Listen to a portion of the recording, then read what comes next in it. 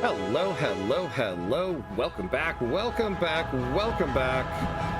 Welcome to a very special stream tonight of Civilization VII. Before we dive into it, let's make sure I didn't mess everything up here. Hello, me. Everything up here. Hello, me. Hey, right back at you, buddy.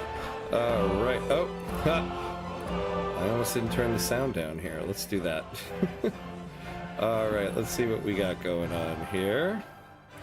Mauricio, hello, hello.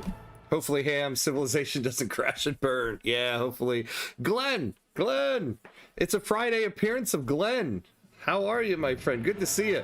Ah, yes, Mauricio, have faith in him. He saved Dynam. Oh, man. Yes, what an entrance, Glenn. Thank you. I appreciate that.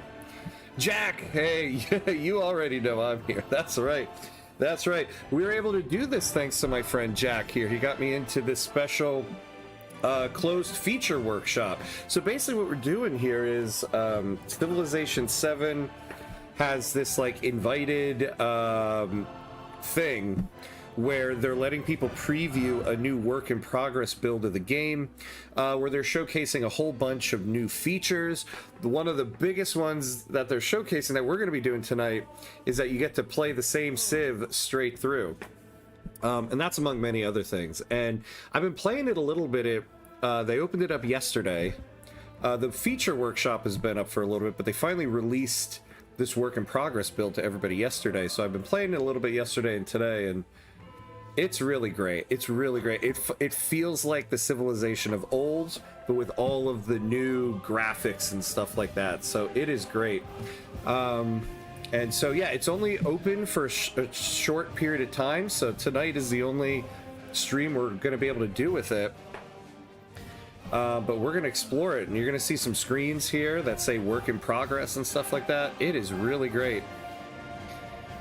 Yeah, who will I be playing? Good, you lead me right in to what we're going to be doing here.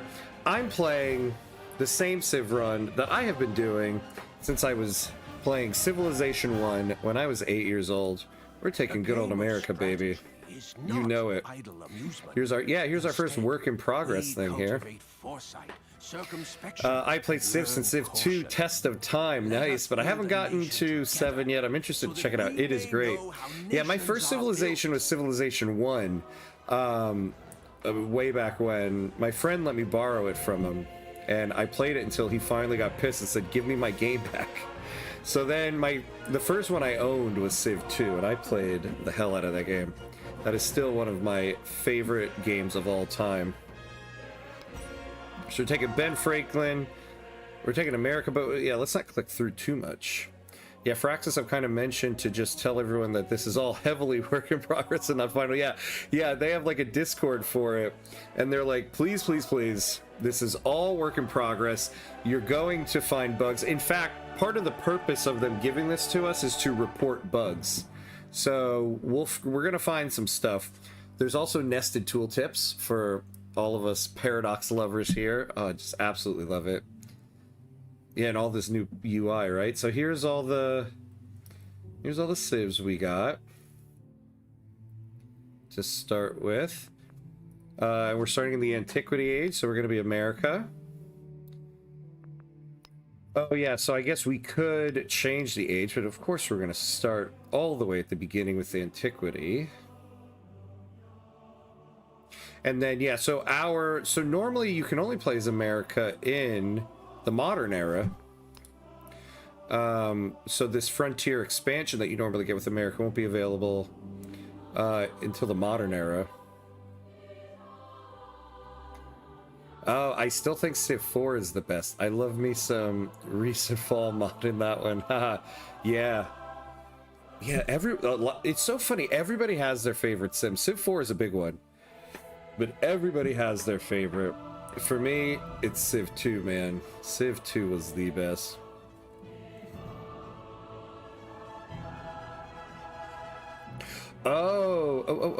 Wait. Oh, is it available? Oh, so this is available in the Antiquity era. Oh, and it evolves. Yeah, so it evolves. You can add, one of the new features here is you can add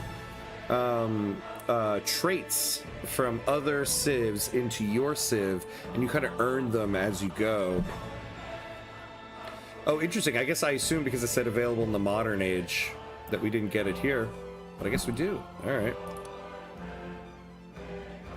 And then we got some of the other stuff here. Nothing there. All right. We'll start off right in the middle. Sovereign. So yeah, we'll do continuity. Retain most of your empire units and alliances with other leaders as the age transition, or reset your empire units and relationships more aggressively. No, we're gonna do continuity. Continents and islands, always a good one to do. I do love playing a huge map. I also like to make sure there's like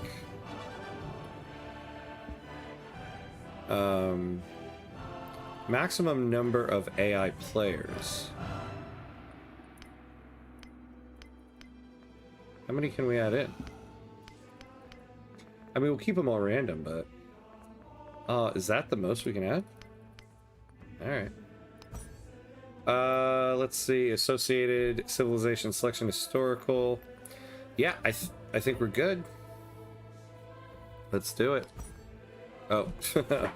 Want. Oh, we'll take some mementos, actually.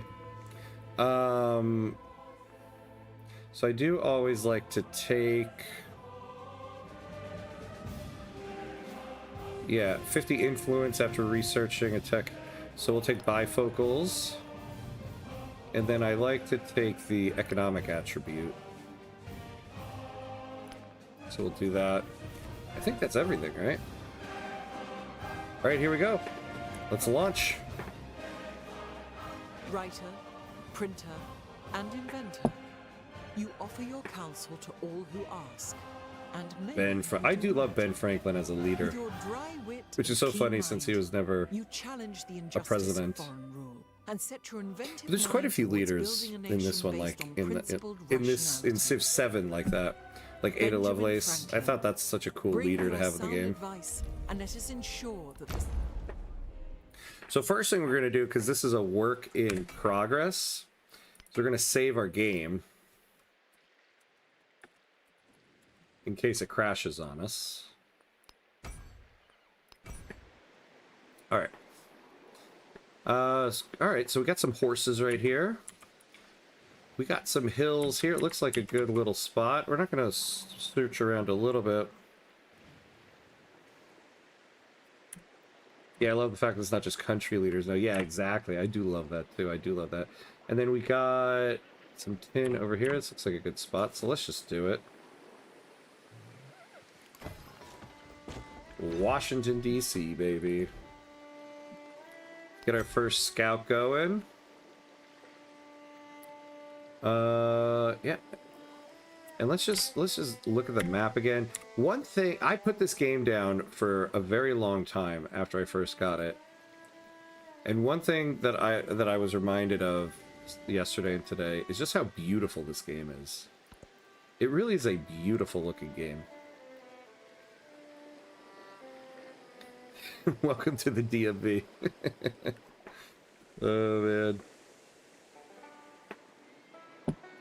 Yeah, that's true. All these new buttons at the top here, yeah. There's like new victory conditions as well, which is kind of cool.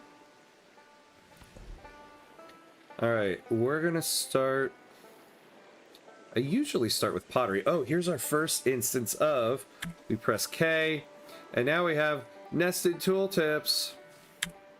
Oh, whoop, I got rid of it. What the what? Oh, just amazing. And then you hit K to close them out. Yeah, triumphs are really awesome. Remember that major triumphs give you buffs for the next age, but minor triumphs are instant. Ah, okay, okay. Very cool. So we'll start with pottery.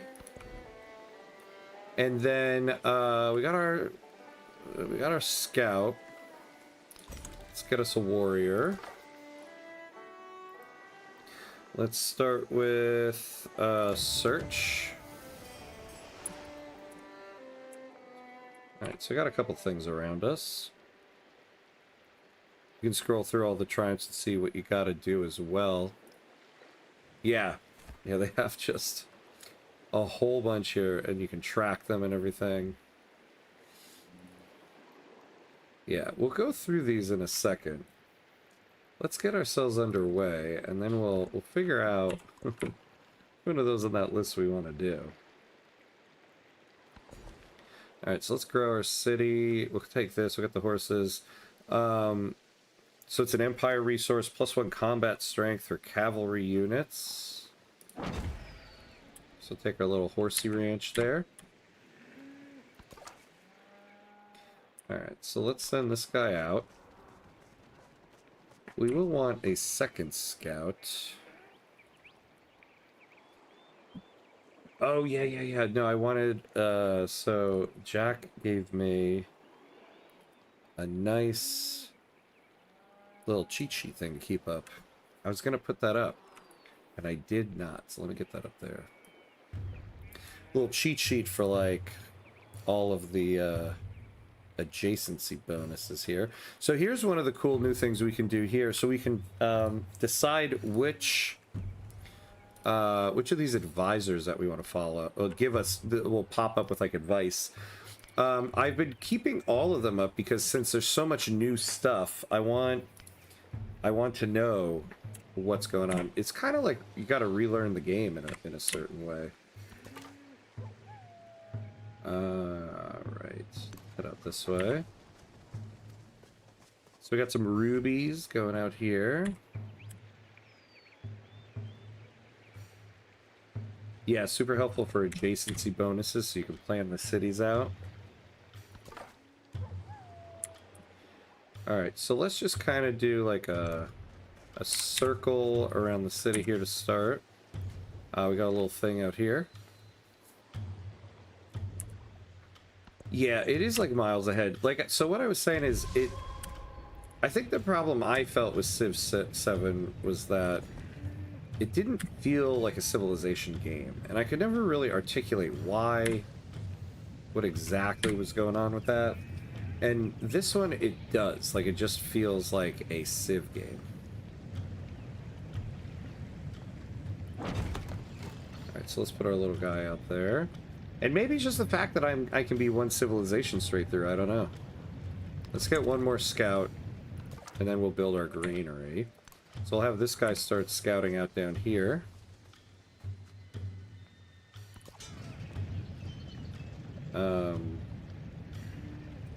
You guys can stay alert in there. Yeah, I love what they have done with carrying on as the same Civ. They've actually innovated upon it. Yeah, with the synchronisms. Yeah, that's the thing that'll be cool when we get to the synchronisms. That's the thing that lets us take traits from other civs. So like when I got to it in the one run I'm doing offline, I got to take something from Rome and add it into America here. I got to build like a basilica and stuff like that. Devotees have come to see an idol of their faith. The worshippers, many of whom traveled from afar, rejoice in its presence and are generous with their tithes. Whoops. that was almost demonetizing there.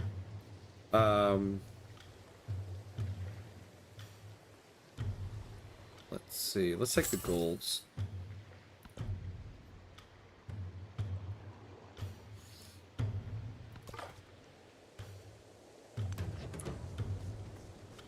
Ooh. We got a good little spot down here. We got some iron. And then a city resource of Kowlin. And then we could always expand out to the dates here. And this is... what kind of tile is this? A flat desert, yeah, as opposed to like... we have an oasis here, so this might be a place we want to do a city. But we'll see what's further north.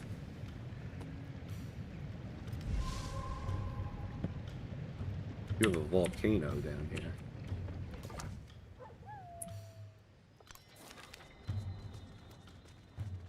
Yeah, the map the map has always been like the thing doing the heavy lifting in this game. I feel the map is just so beautiful in this game. I absolutely love it.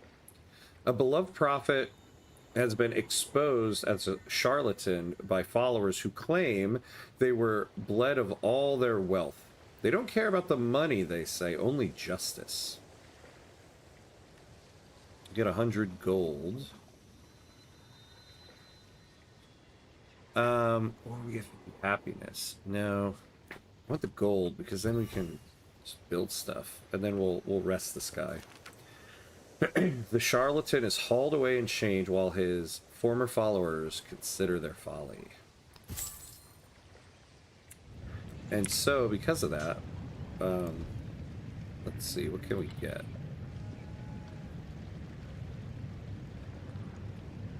Yeah, let's just buy a granary here.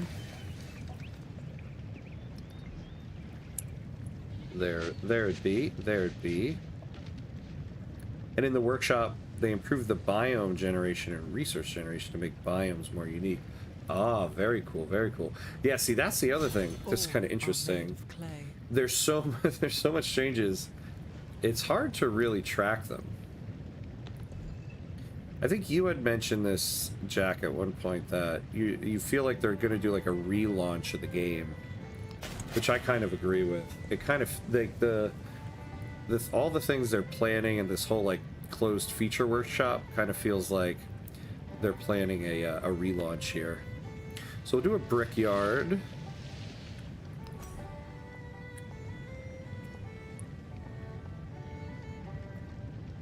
What I'll do here. Alright, so you rest up. They added auto explorer to the scouts too, so no more manually moving around scouts when you already scout the important stuff. Yeah. I feel like they added the auto scout thing a while back though, because I remember that being the new feature in the last like update I had played. Because that's the other thing with me, I've missed a couple updates on this game. So there's some things in here that are new to me that I'm not sure, I don't think are quite part of the new feature workshop. Yeah, so this was the thing we followed before, and so now they come up with this stuff and we can get kind of some new, this is like a work in progress thing here, some new updates.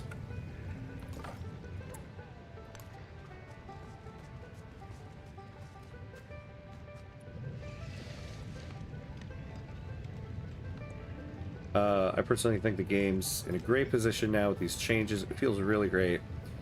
Yeah, it's been here for a while. Yeah, kind of makes me want to try to. I once a while back did a live stream of Civilization VII in VR. maybe there's one of those in the future. That was an interesting experience. Americans are not a people, they are an idea. They look towards the frontiers, towards newness, casting tradition aside to embrace what potential they may find. But in their quest to seize the day, they risk losing wisdom in search of knowledge. So new sages will come to replace the old, such as the cost of progress. So we're going to take this, so we activate this test of valor tradition. -1 per age to all yields and all settlements, and -2 combat strength to all units, and keep it active for 20 consecutive turns. And then once we get it, we get +3 culture and happiness in cities with when all resource slots are filled, and +1 culture and happiness in towns with all resource slots filled. So we'll take that, and we will research this American origins. Although I do wonder, I feel like it's always good to go after Civ VI. Always has me going after mysticism early, because you got to get that rush to be one of the first 7 founders of a religion. Let's go with mysticism. And maybe once it releases fully and permanently, you get a full Civ VII run going. Yeah, mysticism is best early. You get the Pantheon bonus. Yeah, exactly. That's been around for a while now. It won't go away. Choose a government. I always want to choose classical republic, but I know oligarchy is the one to go to. Food and +30% production towards constructing buildings. I hate it, but I'm gonna go for a good old American oligarchy. Alright, so we'll add in the Test of Valor tradition. So now we need it to go for 20 turns.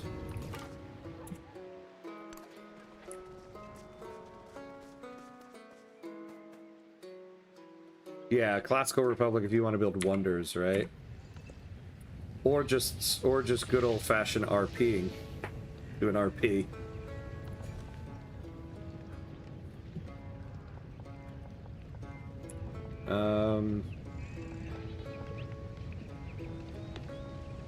Yeah, we'll take this guy here.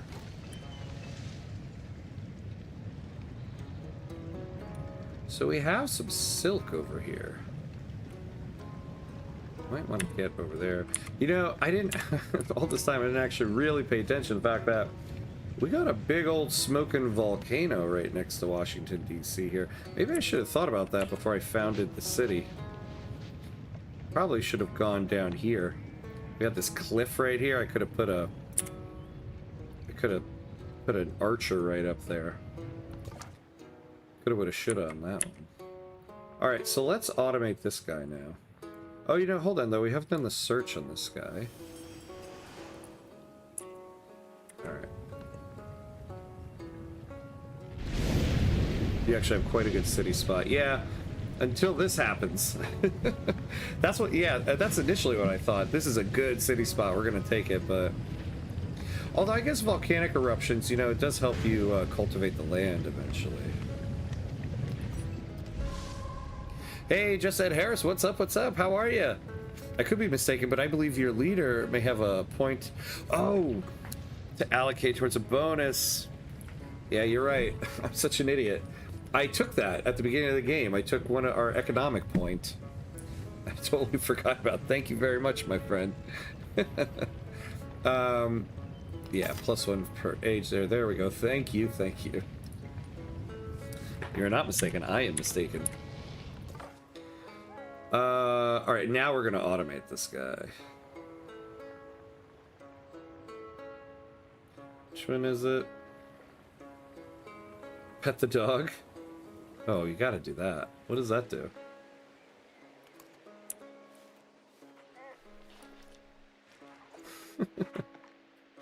Okay. Oh, that's funny. Okay, cool. Automate exploration. There we go. As the graphic says, those mountains will be really good for culture and happiness. Yeah, yeah. That's originally what I thought here. I guess the volcano has me a little worried, though. But otherwise, yeah, it's a very good spot.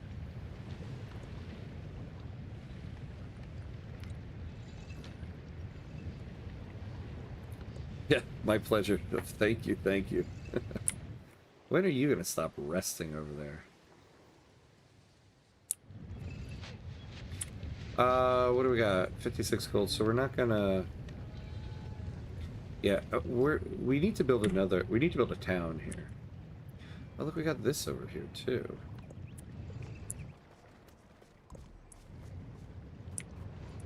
You know, I'm gonna stop automating this guy, actually. Because I would rather... I want to go down this way a little bit. We discovered a new continent. Alright, let's do a settler. Alright, yeah, we gotta find some trading partners.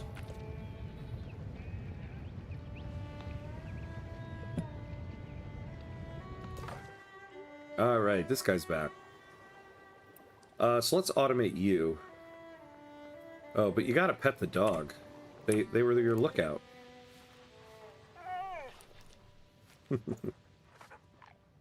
Give him a little snacky snack. Alright. Now let's automate.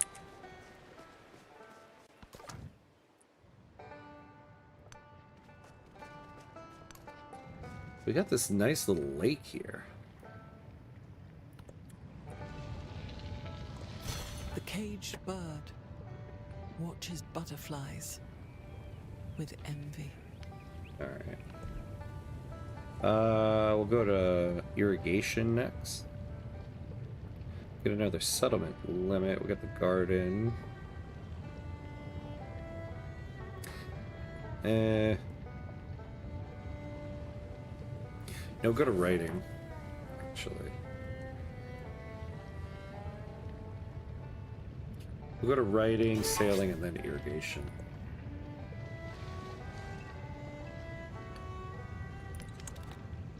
Oh yeah, codices. I was like, what's that going to be about?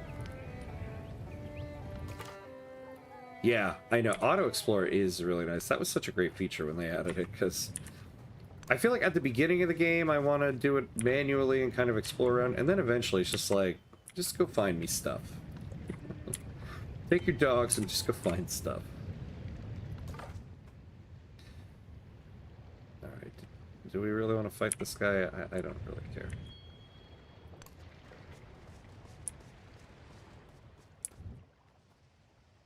Good thing we're at the coast here. I hope it is an actual coast and not just like a big old lake. Said the people in Michigan.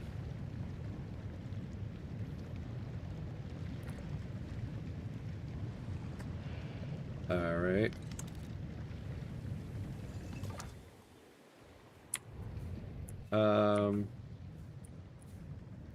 Alright, so last thing I want to do with this guy, let's explore this way, because there's a lot of stuff close to our border we don't see.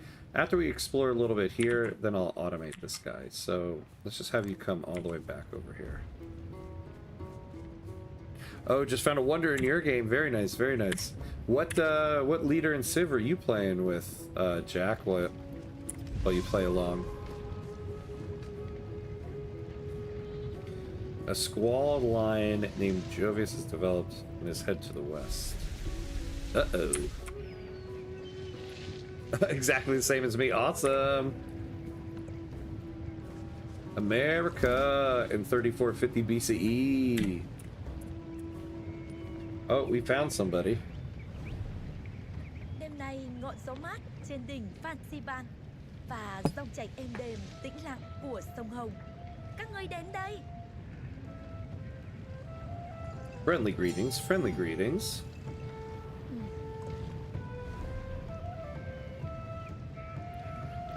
So we have 189 right now. So let's get open borders and a research collaboration. And this. Let's just do it all. You know, one gripe I do have about Civilization VII, and it's so stupid, is I never know where... there's no good place to put my face. Like, I can't just put it in the corner here because it blocks this whole thing. I've thought about putting it over here, but the problem is you end up... let's see, yeah. You have important information that goes in that corner. You have information that goes here. You have information that goes here. You can't put it in the middle. There's no good place for a streamer to put their face.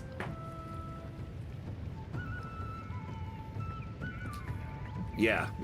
Definitely want to make her happy. I'm not trying to mess with people. I'm just like Ben Franklin here. I am a diplomat. Let's take the... I like the production up here.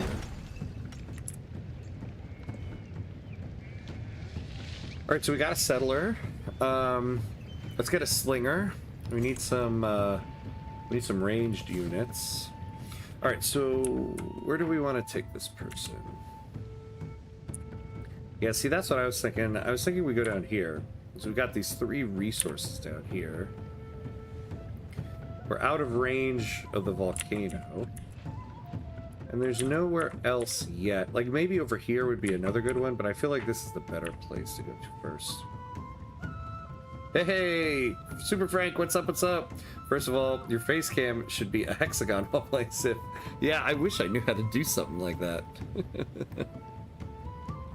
She's a military Civ, and the AI in this branch is much better and will tap you if you're weak. Good to know. Good to know. Yikes. Alright, so you go down there. I should have had you just follow her. Hey, Super Frank, I'm sorry, yesterday I saw you showed up for the second EU5 stream early, because I was an idiot, and I set last night's stream and this one to 8:30 p.m. when I was in Scotland. Not thinking of the whole time zone thing. And so I didn't realize it was actually set for 3:30 p.m. New York time. So I apologize. I saw some of the chat in there at 8:30 at night when I went to go start the session. So apologies, my friend. All right, we got a celebration. We're going to take the construction. And then we get our first policy. We'll get tool making. This one, production and science on the palace. Oh, you watch? Oh, nice. You watched the beginning of the VOD. Okay, good, good. Good, good, good. I felt bad when I first went to the to start the session. I saw that chat. I was like, wait, what did I do?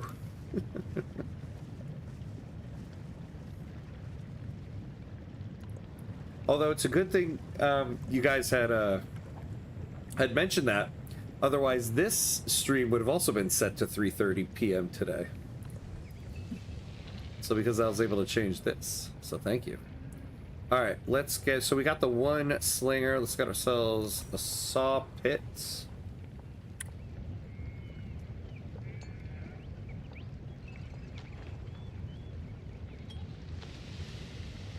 Yeah, so we'll add it in here. So we have the brickyard and the saw pit in there. Weird to be the topic of the stream in the beginning without even being there, yeah. Yeah, that must have been a little, that must have been interesting to hear. Oh, man. Yeah, I just discovered this thing called time zones. It's wild. I don't know if you guys have heard of it. Alright, our slinger, got a little cliff right here.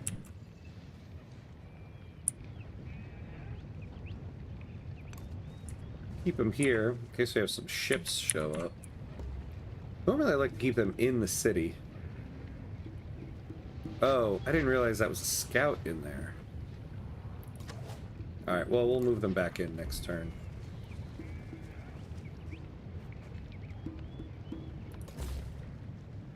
Alright, let's found our settlement.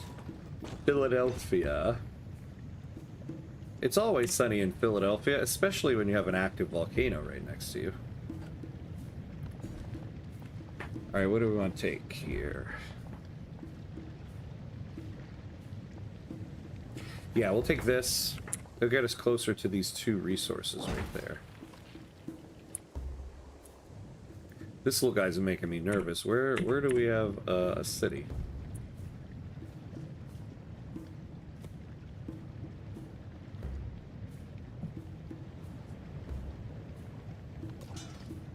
Alright, so you guys stay alert. But Frosty, you guys move back into the city. And you stay alert as well. I think we do kind of need more military units. There is another world, but it is in this one. No, I think we're going to keep the same policy in there. Alright, so we did mysticism, so now we'll do American origins. And now we get a pantheon. Fun fact, I wanted to make a guess in the chat that Windows or YouTube might have reset all times to UTC, but I completely forgot that you literally visited UTC, yeah. Yep, that's what it was. But for a second I was worried, like, oh man, did my streaming software go nuts again like it did a couple months ago? Alright, so +2 influence on the altar. Let's see. +1 food on farms, pastures, and plantations. I remember there used to be, back when I was playing this, there was one that was just like the obvious one you wanted to choose. +10 production towards constructing buildings in cities with an altar. That's not bad. +1 production on fishing boats. Yeah. Yeah, I think it was like this. +1 culture, food, gold, happiness production, and science on the altar. I mean, that's kind of nice.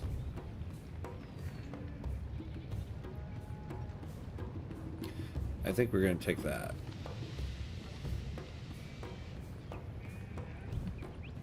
Yeah. God of the Sun. Fertility rights is good. +10 growth rate in settlements. Yeah, the growth rate. I just feel like, though, getting 1 culture, food, gold, happiness, production, and science, I mean, kind of covers all your bases right there. The extra food gives you some growth, too. We're gonna go with God of the Sun. It is available. We could do fertility rights, but we'll do this one.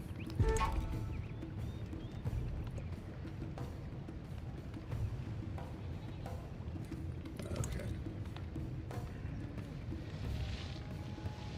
Yeah, normally the AI snatches it up. Maybe that's why I always used to take it back when I played, because we just got the Pantheon later. Alright, what do we have going on here? You know, we found her, but where is she? Oh, she's like down here.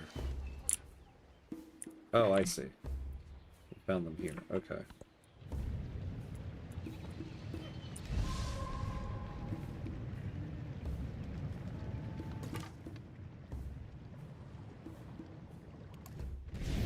Whoa. In one of the deadliest explosions known to mankind. Well, it's 3325 BCE, so mankind hasn't actually been around all that long yet. Well, mankind has, but recorded civilization hasn't.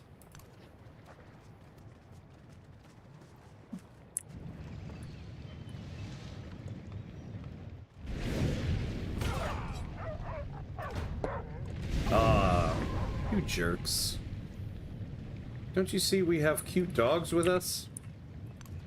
Run away! Yeah, now let's do the altar.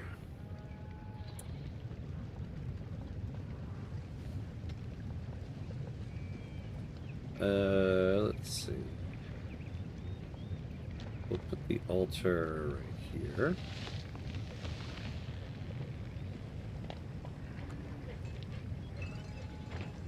Oh, you just founded New York. I'm jealous. I want New York for obvious reasons. Hey, Sinamuni. Hello, hello. I wonder when the first Egyptian dynasties popped up. Yeah, I don't know, right? I do not know. Like, what was the year? I mean, I don't, like, I know we can look it up, but I don't know, like, we'll just never know. But yeah, I don't know.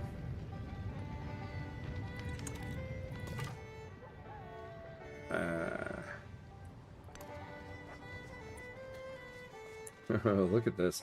Look at this tile right here. If you could found a city right there, look. Not many points of entry. Alright, let's keep an eye on this scout.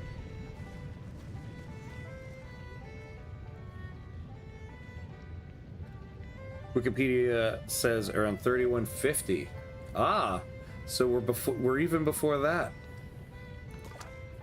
So this is early times.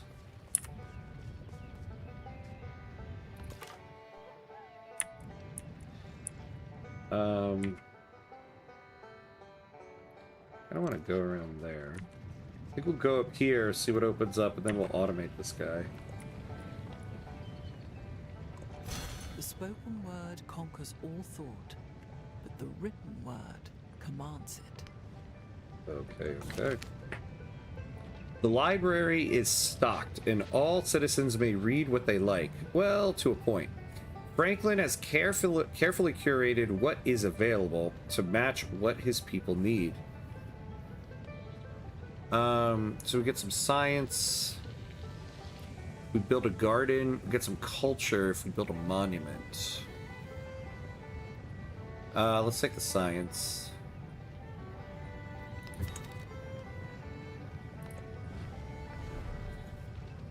Trunchak is inviting you to share military aid. Yeah, let's do it.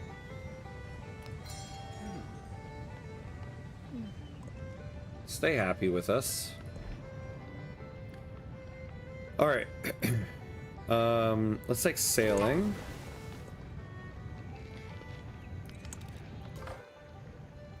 So I wonder when... Let's go up here. I think we'll be away from them enough, and then we'll just rest this guy.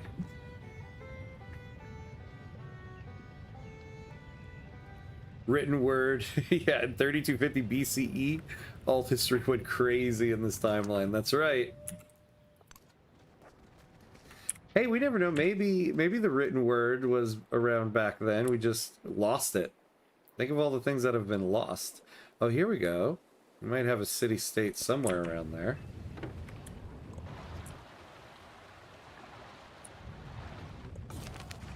American scholars, priests, and artists come to think of their craft in terms of speed, efficiency, progress. While other civilizations may scoff at Americans' lack of sophistication, they get things done. Hell yeah. Oh yeah, okay, so we completed this America Test of Time tradition. Alright, here we go. So let's get the city resource. Let's take a look at our resources.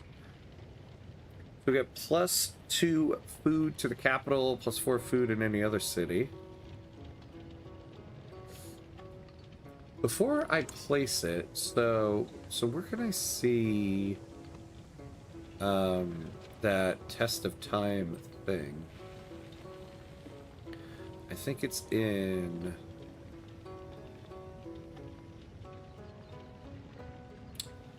here.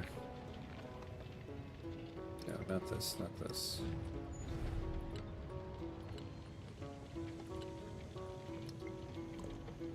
Where do I see my...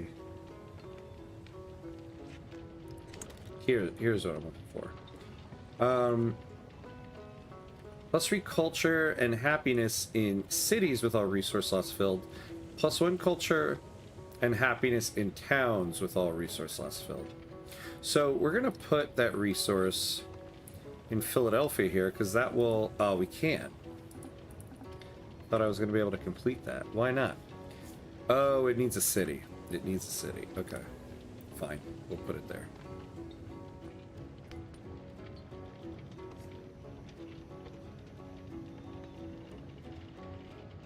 Oh, we definitely scoff at Americans' lack of sophistication. If I had the guts, I would say, what are you talking about, while I itch my butt? But I'm too sophisticated for that, Jack. Alright, let's automate this guy. There's a pretty interesting argument about how many times, when, and where writing has developed independently. Really? That would be interesting to look up, I bet, right? Because we know, like, there's just so much that has been lost to time. How do we know for sure when something was developed and just lost, you know? Yeah, that would be an interesting... I've never really looked into it all that much. Be an interesting argument to read through. How can there be New York in this game of actual York? Yeah, it's centuries away from being founded. See, that's what I always loved about Civilization. I loved it when you would found, like, New York, and then you go find England, and they have also a city named York. There used to be a time in Civilization where New York was always the second city that America founded. It only was started in Civ VI, where it wasn't that. And as a New Yorker, I was so disappointed. Let's make a library. Oh yeah, look at this. So we'll put it in the place that has the altar. Look at that little city area of culture and knowledge.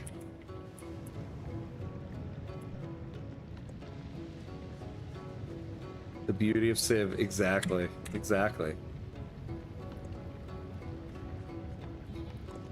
The fair breeze blew, the white foam flew, the furrow followed free.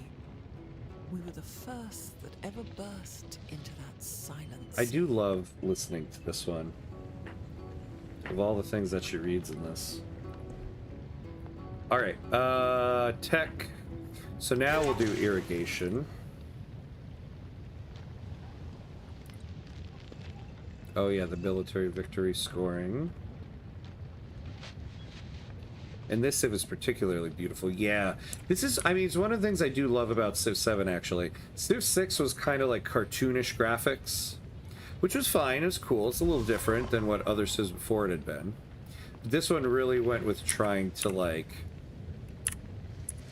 really be more, I guess, maybe more realistic is the better way to say it. One thing no one could ever say was that this game did not look beautiful. Oh, here we go. What do we have? We have, oh, here's the tin. So take that. Alright. Oh, this can go in towns. So we'll do that there. Because now this one, oh, what? Oh, it's just saying we're going to lose 2. Yeah. Because now Philadelphia has all of its slots filled.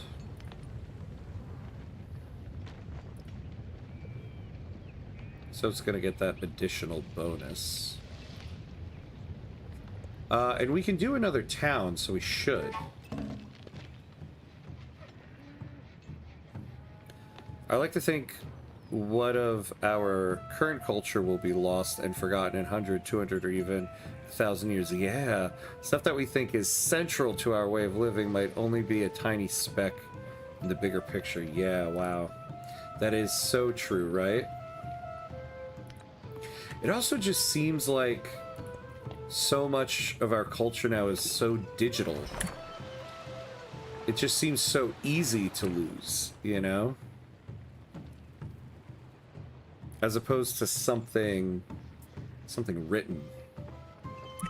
I forget, there was this one thing I was reading one time where, you know, people say that, oh, you digitize it, it can be saved longer because, like, books will, you know, will fade away and stuff like that. But, like, a piece of paper, a book, I was reading this thing that said will actually last longer than, like, a digital form of media, like a CD or a disc or something like that. That will actually deteriorate quicker than a piece of paper with ink on it. Civ 7 is really beautiful until you hit critical urban sprawl mass and everything just becomes gray. Oh no. See, I never made it far enough for that. Let's do a settler here. Food production, tool, shortage. Now I feel at home in this game. That's right. There was some study I found that said some kids are now gaining the ability to read and write much later because of how digital everything has become. Very concerning. This is true, man.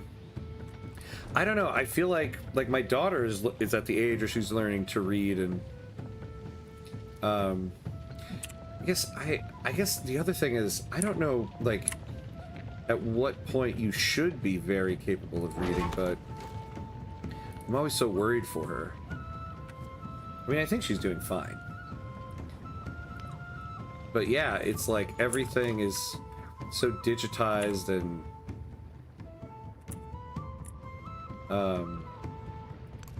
created for you that, like, I do kind of worry about that. All right, we have a bunch of money. We're gonna... Wait, don't we, Oh, we don't have a harbor. Okay, yeah, we're gonna build a harbor. Because I wanted to make a boat. But we can't. So we don't have a harbor.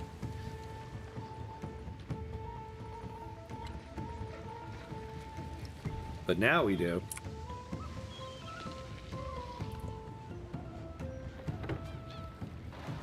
In 50 years, no one will be able to read a USB stick. It's true, right?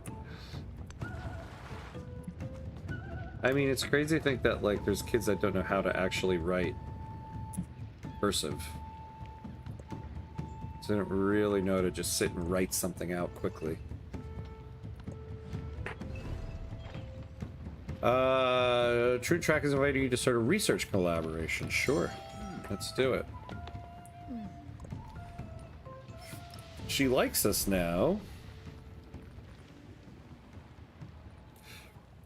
So it would be nice if we got like an alliance.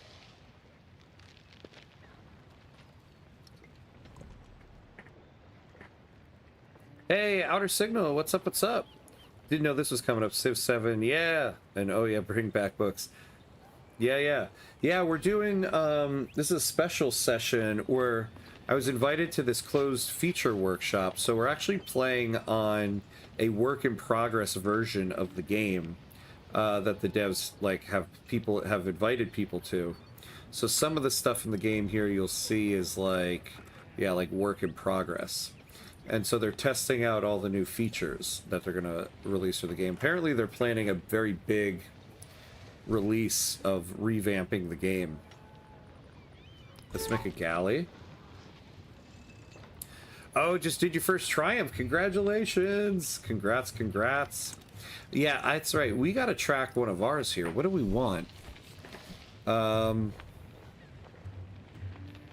5 altars and own the oracle. Oof.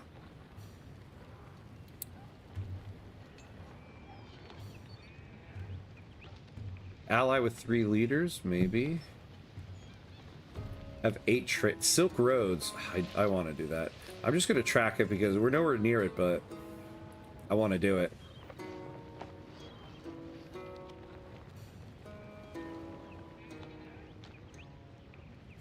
The Victoria 3 player in me wants to get the the economic ones. And then minor triumphs.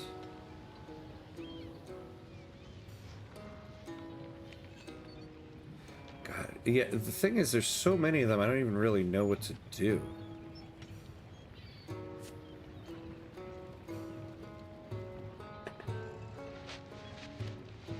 Alright. Well, we'll get to it. Oh yeah, okay, so we have our settler. I think we want to go out there. I don't think we found... Oh, you know... Hold on. Oops, that's not that one. So, we have marble here. We have clay out here. And then another source of iron. Over here we have dates and incense. So go here.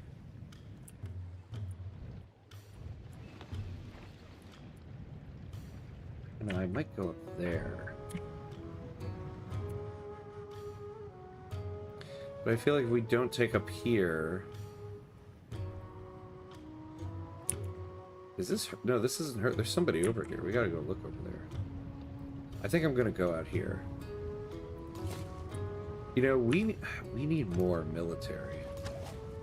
I've been slacking on the military. There should be national guidelines for reading skill. Then again, I would trust a former wrestling personality. Yeah, I would trust a former wrestling personality. Yeah. Yeah, I feel like anytime there's like... Anytime a national or any type of like state... Well, I don't know, I should tread lightly on what I'm saying here. When it comes to education, the whole like national tests and stuff like that, I feel like are always very detrimental, but at the same time, I do kind of believe in there being guidelines so that schools can't just teach whatever the hell they want to teach. So yeah, I guess, yeah, I don't really know where I would fall on that. Oh, here we go, syncretism. So we do want this.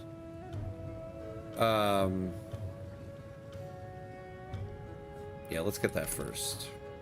Remember, the top ones are major triumphs for bonuses into the next age. The other ones are minor triumphs for instant buffs. Oh, yeah. So the major ones go into the next age, right? Yeah. All right. I'll have to look at that. All right. So we are at the hour mark, though. We do have to take a quick 90-second break, pay homage to our gods of ads, so we don't get hit by ads while we play. And so we'll be right back. So 90 seconds, and we'll be right back.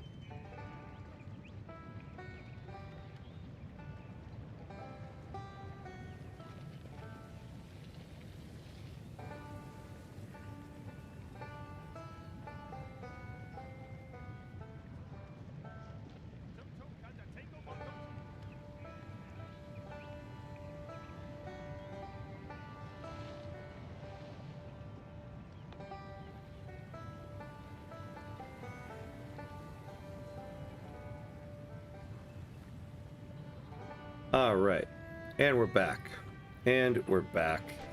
Let's see. Well, you might not want syncretism yet. You can preview what you will get. The button at the bottom of the civic tree. Oh yeah, no, I know the button you're talking about, but oh, does it matter when I get it?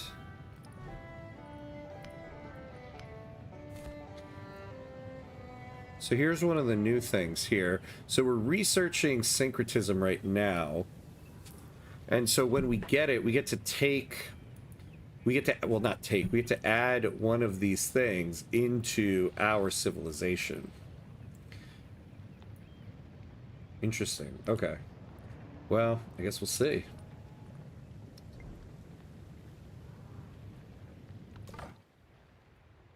This guy's back. Alright, let's have you search around. Is there in-game lore for the timeline? Why does it start so early? I don't think so. I mean, I think as far as I know, Civilization, for as long as I've been playing, it starts in, oh, I thought it was 3000 BCE, but maybe not. But it kind of just starts on the same date always.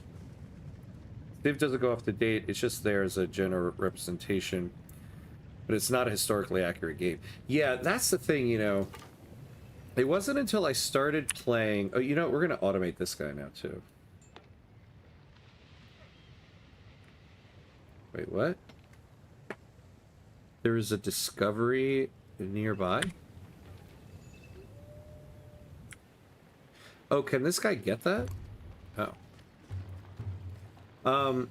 It wasn't until I started playing Paradox games that I actually kind of realized, I never really thought about before, but like, Civilization is not about, like, historical accuracy.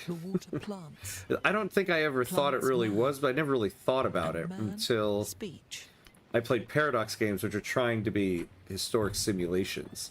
And this one isn't trying to recreate history at all. You're creating new history. I think that's kind of the point of the game. Friedrich II. Oh boy, look at this guy. Ich bin ein Engel im Salon, aber ein Teufel auf dem Schlachtfeld. Wow. This is that guy that takes up a lot of the party, and after an hour you're like, oh, I just need to get away from this guy. But we'll give him a friendly greeting. Like we do at the party as well.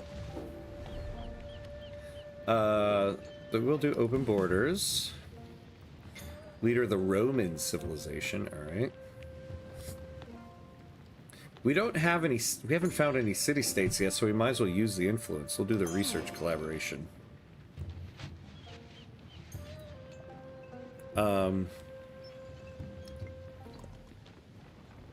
Well, for example, if someone declares war on you, you might want the better units instead. So I recommend taking it when you are sure of the situation, and I don't think Civ would really fit as a historically accurate game either. Yeah.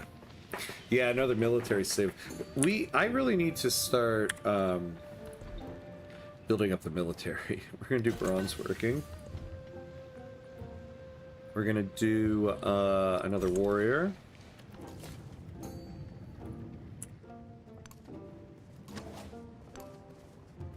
Go there. Hey, we got a ship. Yeah, we got a ship.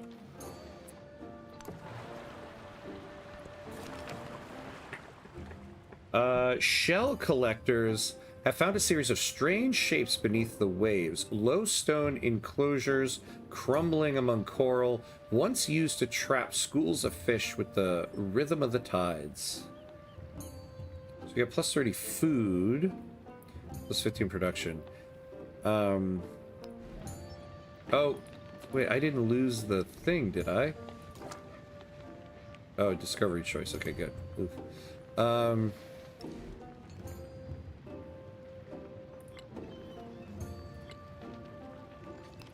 feel like we're good on food. I'd rather take the production.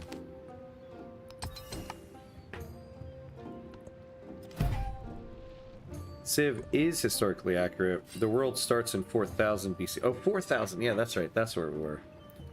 4004. Just like Bishop Usher said. There you go. There you go. Sid Meier would be very happy with you right now, Glenn. It's like, yeah, that's right. Talk about my game isn't historically accurate. You're out of the feature workshop, ham cuts. Alright, let's attack this guy.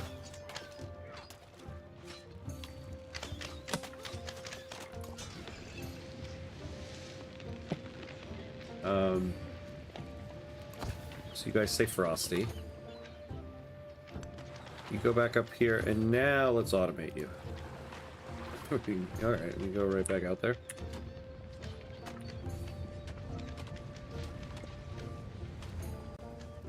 So I'd like to do one more town that goes up here.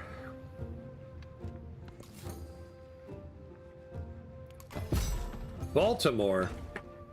Where's New York? In the shelter of the mountain peaks, among ice falls and forbidding cliffs, is a haven. Here, the mountain people build terraces in the stony ground, finding security where others see death. They may be a source of refuge in a crisis. The Inca. Alright. The seat of authority has traditionally been shared among representatives from different towns, but some have begun to argue that those who live in the capital are better poised to delegate issues to the rest, and their voices are growing louder. So we get plus 10% production towards buildings, or plus 15% production towards buildings specifically in DC. Well, we just made a town. Let's do plus 10% production because we're going to build some production there. And yeah, we'll probably take. Let's put it down here. Is Franklin the only ruler you have during a run, or does that change? No, that doesn't change. That's the one thing that stays. Starting, because... So one of the new changes is that now you get to stay as the same Civ through your whole run. Because when the game first came out, it was like, you changed the civilization you were with each age, but the leader always stayed the same. Now we can be America through the entire run, but the leader does stay the same. Alright, so we're going to do plus production. I guess you can see I always choose production over food. Maybe that's not a good thing to do. Alright, plus 2 gold in all settlements, plus 2 culture. Let's take the culture, because I feel like I've been neglecting it a little bit. In that case, your capital should be Franklin, DC. That's true, right?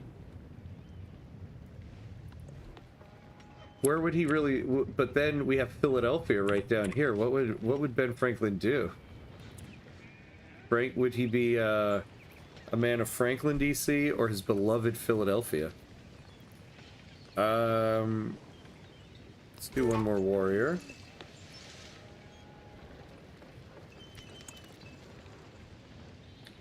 Okay, triumph. Alright, there we go. But we're going to want to send that guy back home.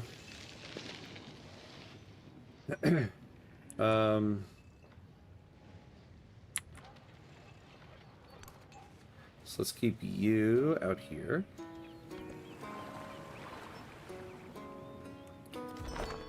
Yeah, production is very important. That's why I'm always like, just give me the production. Oh, just got your first wonder. Nice, nice. Yeah, I need to start thinking about a wonder. Oh, I could have gone right there. Alright. Let's put them in the city. Stay alert.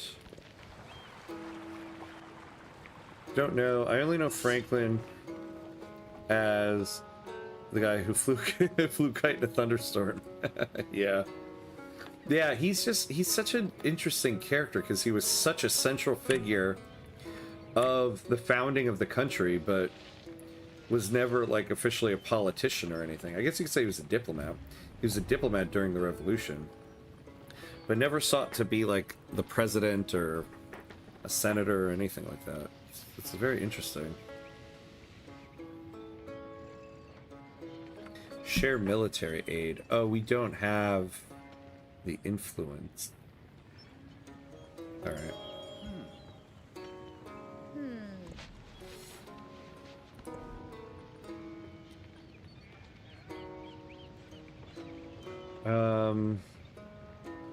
I would like to make... Well, we made a warrior. I want to send that warrior out over there. We could do the Hanging Gardens. Plus 1 food and farms in this settlement. Plus 10% growth rate in all cities. We only have 1. Oh, we get an expansionist attribute point. Let's try to do the Hanging Gardens. We'll put it there. Yeah. Alright, so let's have you go back to the harbor. And heal your broken sails, my little boaty boat. Boaty McBoatface. Alright, you go out over here. In case these guys come a knocking. Probably put more people out here. What could we purchase here?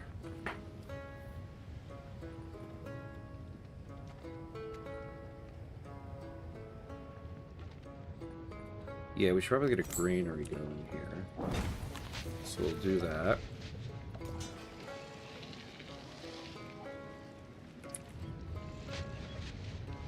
And then let's send you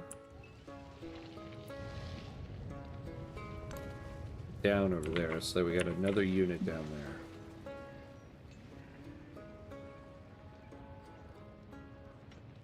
Oh, the adjacency for wonders. See, the problem is I wasn't thinking of the wonders we would have. This is the only place we gotta place that. Yeah. The adjacency things. Oh yeah, sorry, internet's forbidden words, I forgot. Oh, no, it's okay. I think it's okay to just put in the chat. I don't know if I can say it out loud with YouTube's AI stuff and all.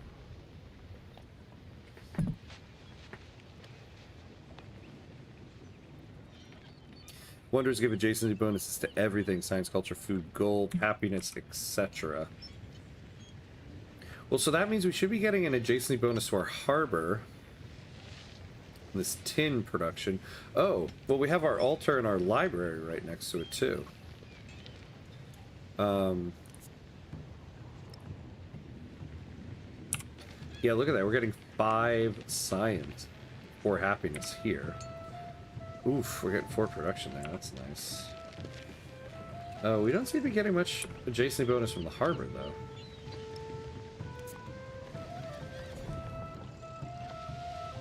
Oh yeah, let's get some dates.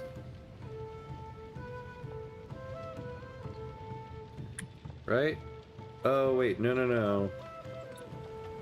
Let's just get the dates, and then we'll head out over to the iron, because we can get the dates right now.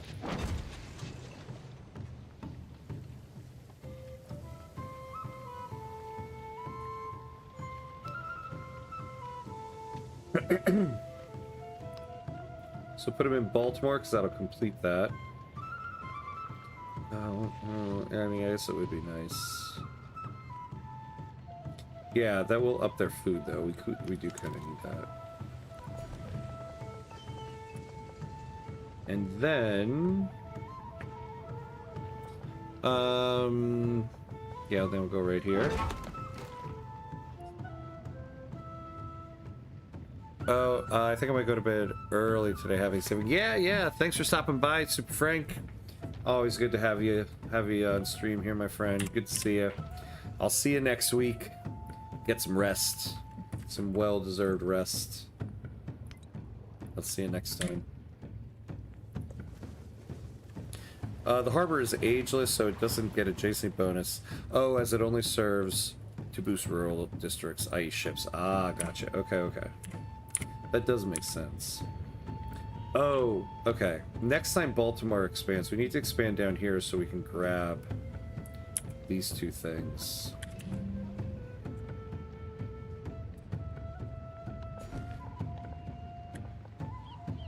Ooh, we get some pearls.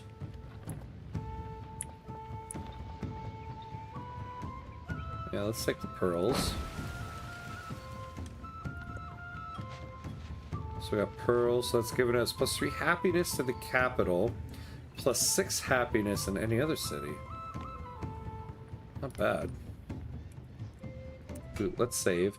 I'm going to be saving regularly since this is a work in progress build. I'm always worried that it's going to crash on us.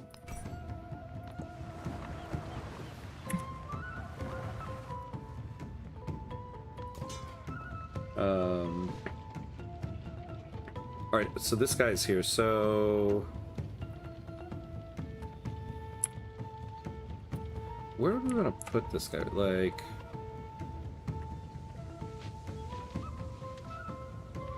I wish I was more versed in the terrain effects for war, because I know there are some.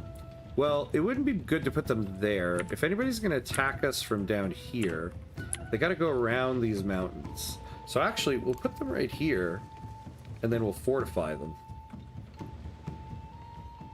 That'll give us a good little defensive place right there.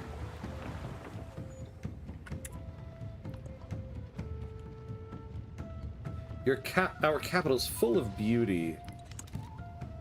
Oh, okay, towns and cities, I know about that. Alright, this warrior. You just fortify right there.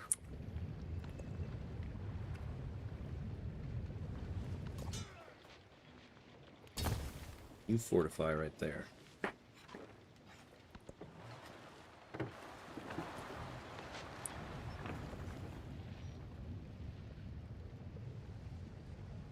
Where are those guys?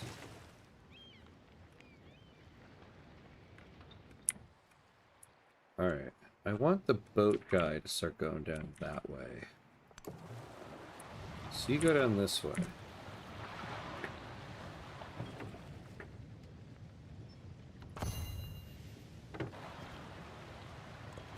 He heard these horrors and his spirit stirred, and spurred to action, he sheathed his skin in burnished bronze.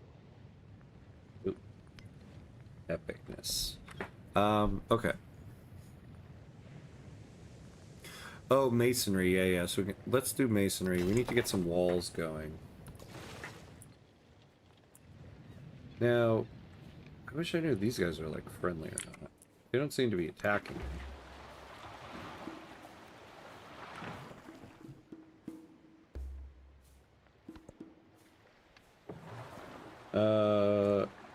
Oh, Friedrich became the suzerain of a new city-state.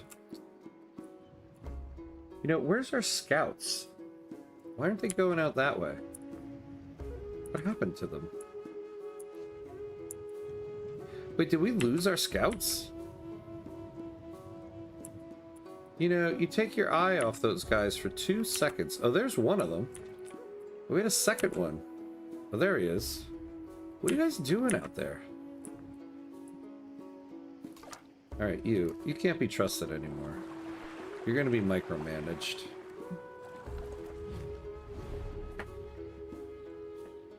That we open our borders. Yeah. I thought we had that already, but okay.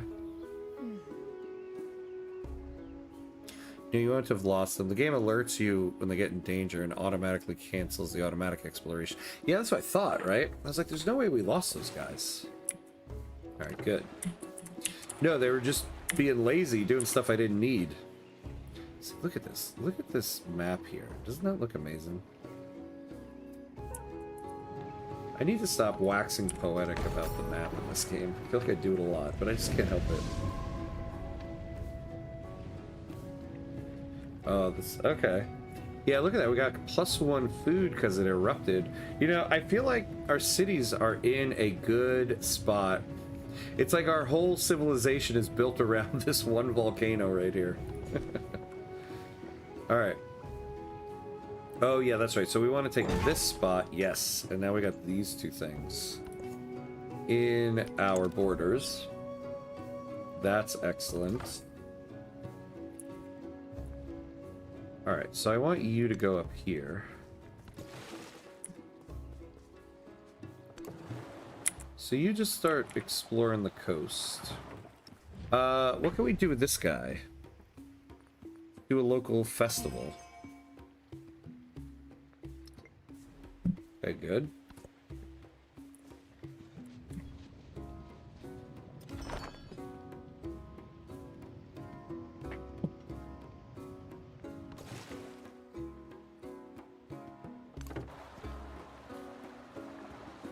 Alright, you keep going through there.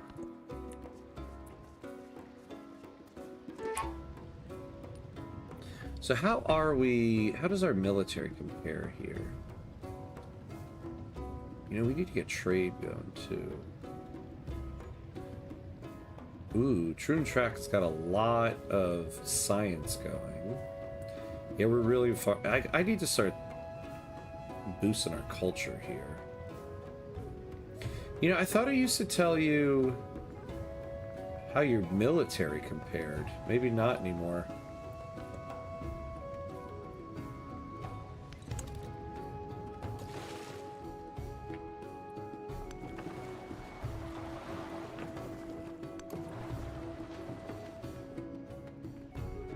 Alright. What are we building? Yeah, that's right, the Hanging Gardens. Oh, you know, I almost kind of forgot these towns. Yeah, I just gotta purchase stuff in the town. Let's do an altar.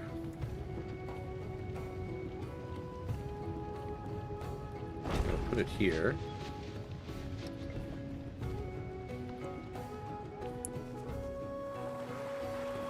The canal water gushes from above. Oh, hell yeah, here we go. Fragrance pervades the walkways. Streams of water. We got our first wonder. The stars of heaven flow in the pleasure garden. A pleasure garden. I wish I had a pleasure garden. And I wish it looked exactly like that in my New York City apartment. Syncretism is That the would raise the rent. affirmation or integration of concepts, symbols, or practices of one tradition. America's going to into war in your another. run. Oh no. Too soon, too soon. Alright. I don't think we're gonna swap that in for anything. Alright. So if we take this, our 3 warriors will upgrade to these guys. I kind of want to take the infrastructure instead of the units, though. Oh, well, it's in defense of my ally. Okay, good, good. Okay, that makes me feel a little better. Like, I'd rather be able to build, like, the Basilica and then the Forum, as opposed to being able to do, like, a Legion, right? Or am I crazy in that? +1 combat strength for every tradition in the government. +2 combat strength if adjacent to another hoplite. Yeah, we're gonna take this.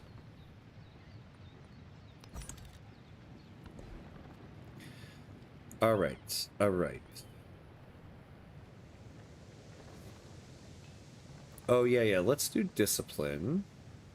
And then we can get an army commander. What does foundation give us? I really wish I could get trades going. Oh, city guard. Well, we'll get to that. Let's do discipline. Ah, leader attribute available. Expansionist. Ooh. Plus 25% production towards training settlers. Well, good thing we got one more we want to do. And we'll do it right now.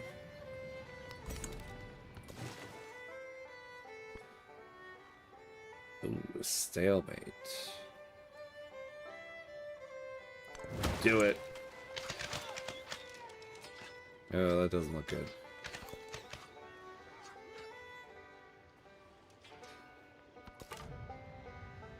Alright, so this guy's back now. Don't we have open borders with them? No, we don't. Let's get it. Oh, let's also do the research collaboration. Alright, and now these guys should be able to move through here.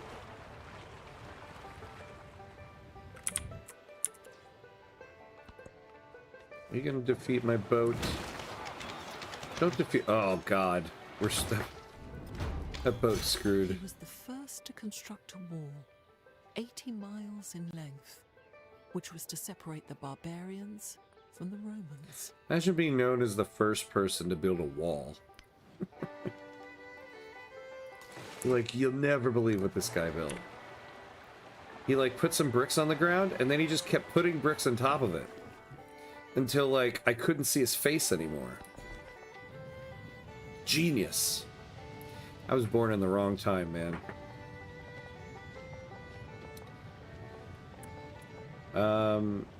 Alright. Oh, yeah, that's right. So, let's go right here so we can get to this iron.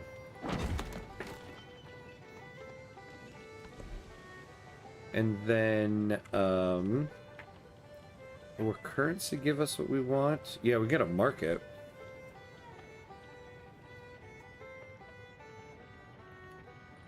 I would like to get a mastery in writing, though.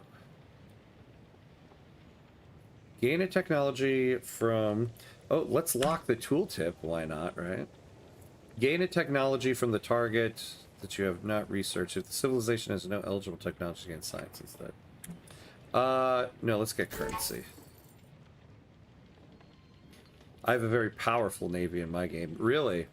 Yeah, see, I gotta up that. We've upped the military a little bit here. Now we need to get the navy going.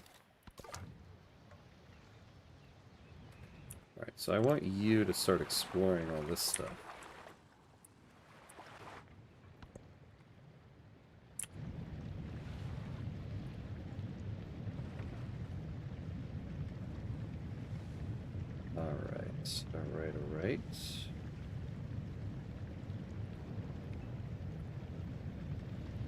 Alright. Okay. Yeah, so let's get you back on land here. Go up that way. Yeah, run away! Run away! Quickly! Alright.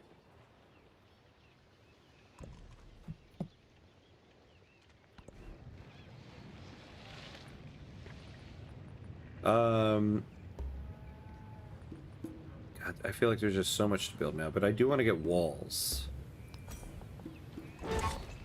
around things. Especially these outer cities. I guess I just don't trust these neighbors at all. Sorry, guys. Especially you with your, like, neutral personality towards me.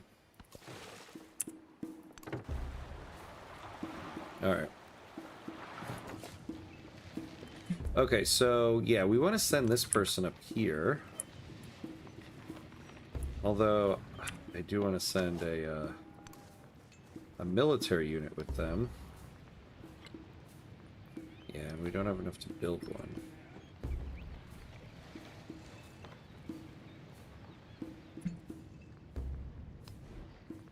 I would also like to get an altar. Yeah, we need more gold.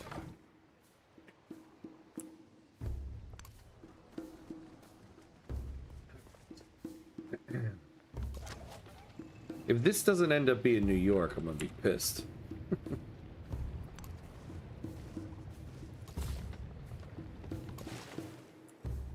You know, why am I doing this one at a time? Like, just go all the way back home.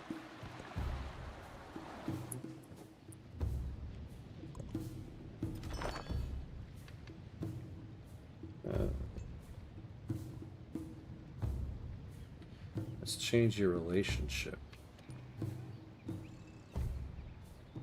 Oh, he likes us less. What's your deal, man? You're freaking me out. Let's get a research collaboration. Okay.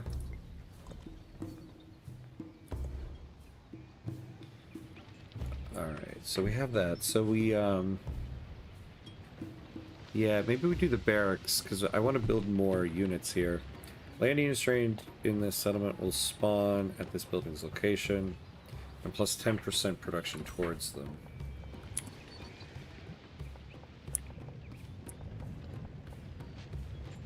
Yeah, let's put it right here.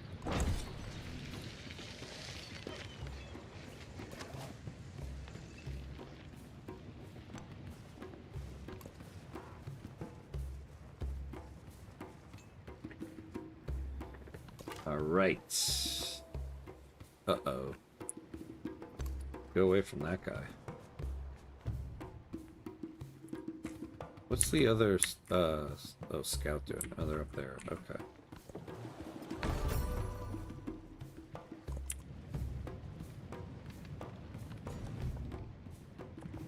Alright, we can grow these guys. Oh, yeah.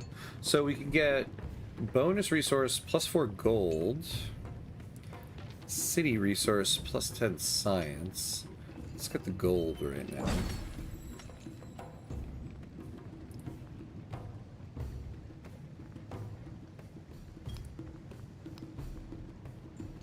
Yeah, so we'll put you there. Let's look at our triumphs, because isn't there something with these resources that we might be able to get? Ooh. Assign 24 resources. I don't know about that.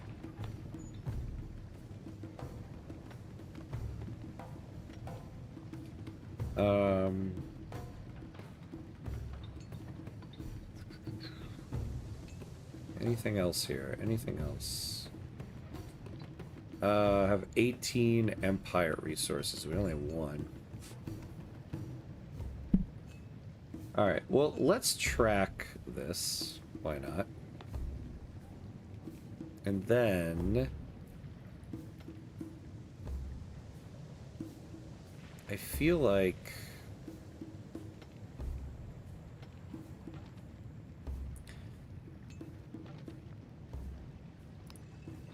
I might be able to get 8 settlements.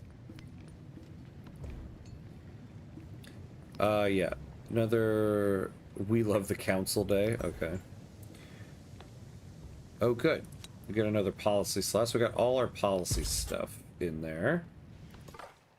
And now you go up here.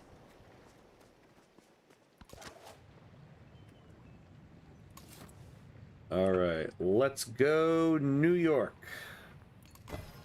Pittsburgh! Ah. No offense to anybody in Pittsburgh watching. What? Ah. Jack's laughing at me. Rightfully so. Alright, alright. Okay, so we get clay. Plus some production warehouse buildings. Or marble. Plus 10% production towards constructing wonders placed in grassland. Yeah, we're not doing another one right now. So we'll take the clay. I got New York as my second city. What? What? Come on now. Come on now. That's hilarious. I can't believe I had Pittsburgh and Baltimore before I got New York.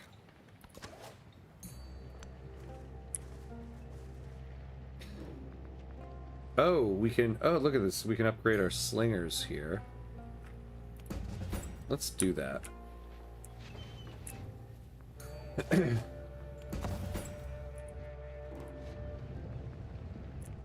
And I should be able... So... Ooh, I need 240. Because I do want these ancient walls. Do nothing which is of no use. Mm-hmm. Always.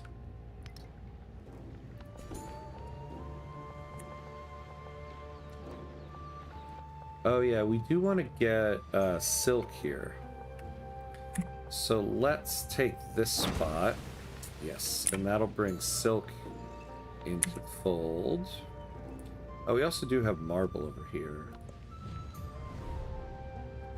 Military aid. Once again, we can't really take it, so we'll just or support it, so we'll just accept it.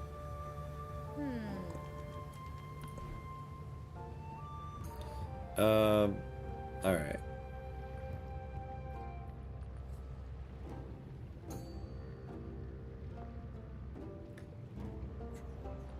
Mysticism 2. Clan networks plus 20% growth rate in towns with a growing focus. That's not bad. Public life. Oh, we get the Oracle. When gaining rewards from a narrative event, gain an additional 20 culture per age. Plus 1 wildcard attribute point.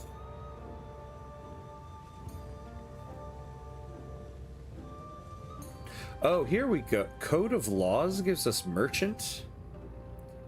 Why would that be? I don't know, but I'll take it. Alright, that's what we'll do. Okay, so we have Scouts gain 1 movement and sight. I don't really want to change out any of these for that. Armed Combat is a Master of Strength. Oh, Combat Strength. Okay, yeah, that's fine. Alright. So I wonder if I can get open borders with this guy. Oh, there we go. Let's get the lay of the land for him.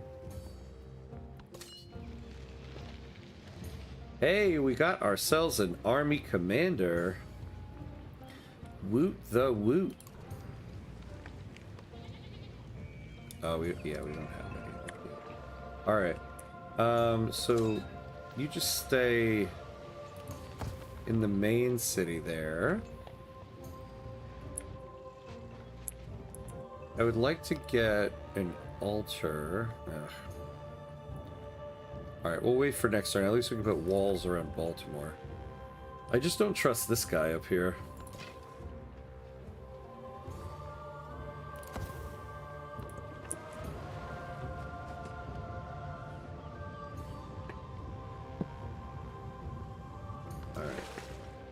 Here we go. Alright, so you rest up.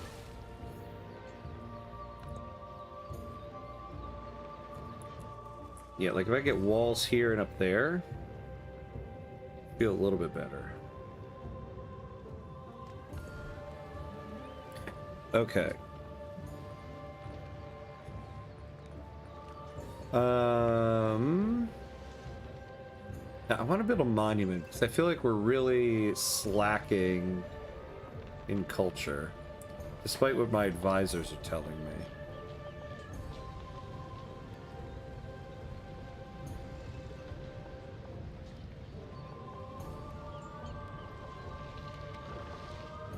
Yeah, we'll put it here.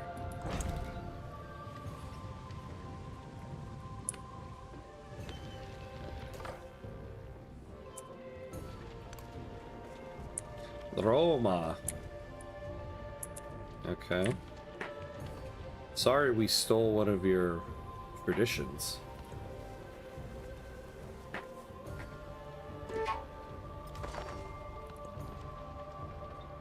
Great abundance requires great ambition. Oh, the triumph of abundance, yeah.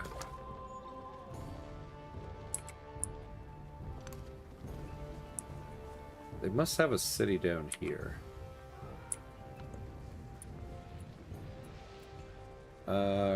We can get one more town. Like, look at all these resources. It's too bad these mountains are right here, because I feel like if I put a city, like, right here, I could get all this stuff. Hopefully Friedrich doesn't attack you. Although for my viewing experience, it would be funny. Yeah, right? For all the preparation I'm doing, I mean... it would make all the investment worth it. An alliance? Oh, hell yeah. Let's take it.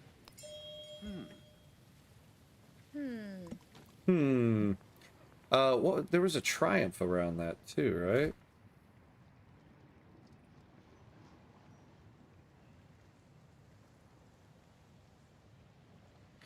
Oh, was it a minor? I thought it was up top.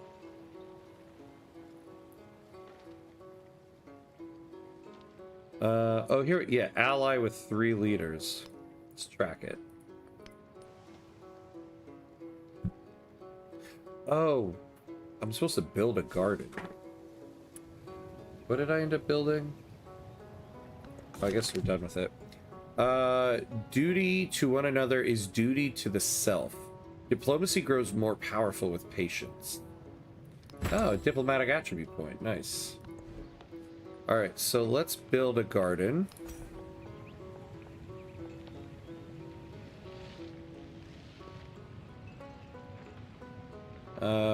Let's build it over here on the river. And then we get diplomatic, so +1 influence per age on the palace, +1 happiness per age on the palace and city halls. I agree with you though, the game feels like a Civ game now, and a fun one at that. Yeah, right? I feel like that too. I feel like it feels like Civilization again, which is so nice. I really do feel like I'm gonna end up, once this, whatever this update is actually comes out, and it's not just this feature workshop, I'm gonna end up playing this quite a bit.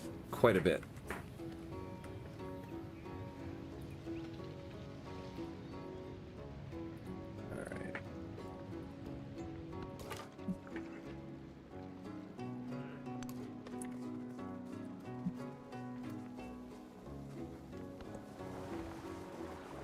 Although it's funny, you know, now that... When I was young, I thought Oh, that hold on. money was the most important thing in life. Now that I am old, I know that it is. I always hate talking over her narration there. Although now that the game is, like, just feels so good, I kind of want to try the Civ switching again.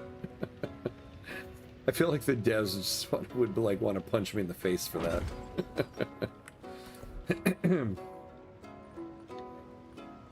Alright. We can get better boats here.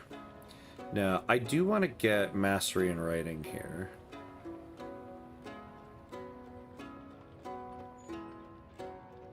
Ooh, no. Yeah, let's do that. I want to get that trade range.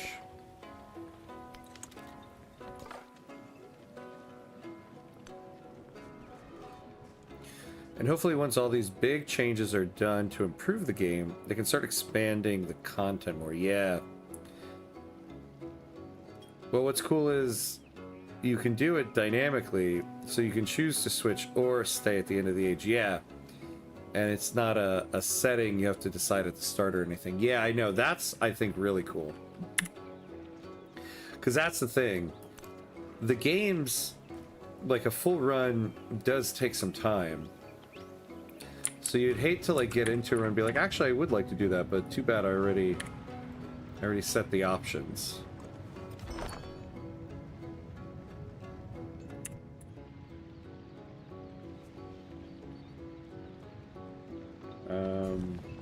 Okay, we can grow these guys.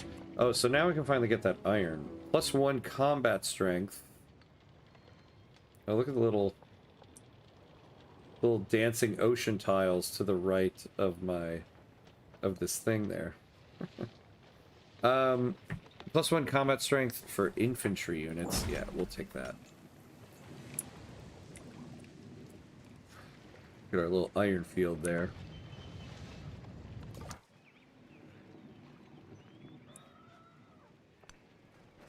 Alright, let's keep scouting out their lands while we have these open borders.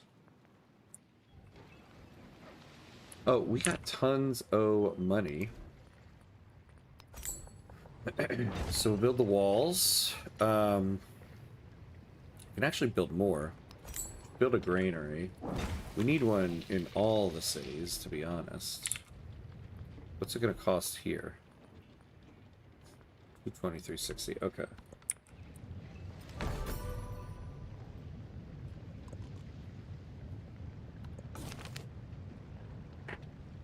Franklin's citizens wander the garden, finding beauty and knowledge amidst the lush leaves and exquisite flowers.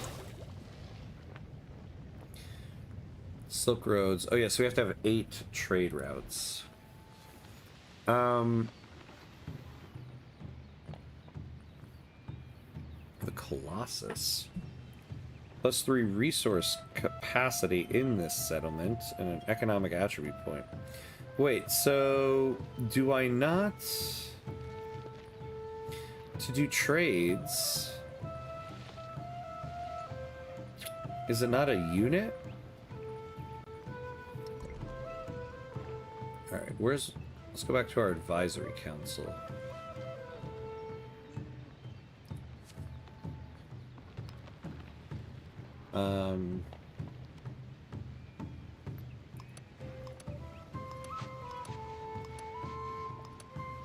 Oh wait, what am I... I'm looking at culture.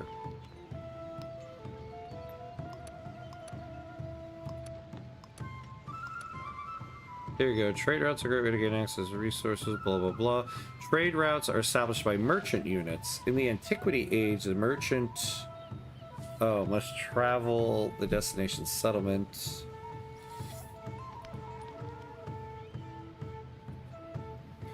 It's the merchant unit. Where did I... Am I just an idiot? Where's the merchant unit?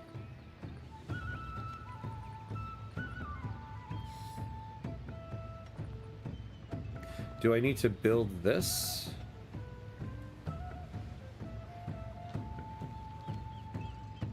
Oh, I don't have the tech yet? I thought I had the tech for it. Yeah, I thought currency 1 gave it to me.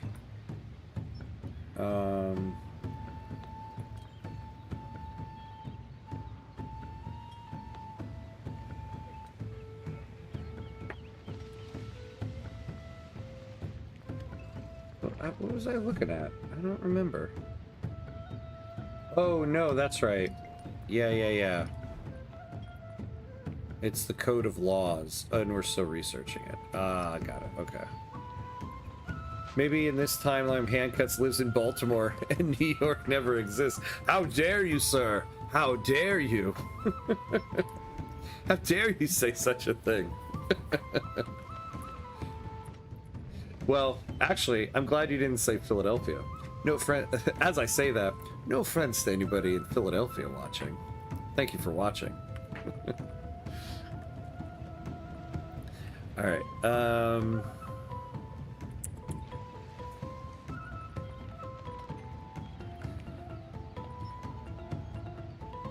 Oh, actually, you know, we do actually need more military units. We don't have anybody in the capital. So let's build an archer. Maybe just like in real life, you need the British to come along and establish New York for you. Oh no. Oh no. Maybe in this timeline, since America was here first, we'll go off and found England, and I'll found a town called Old York. There we go. That's the timeline right there. I mean, I could send this boat up this way, but we're not really discovering anything new. Hey, Java, what's up? What's up? Good to see you, my friend. Welcome in, welcome in.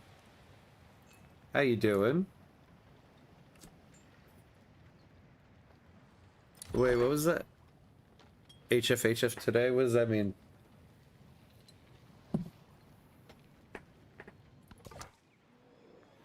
Ooh, uh-oh.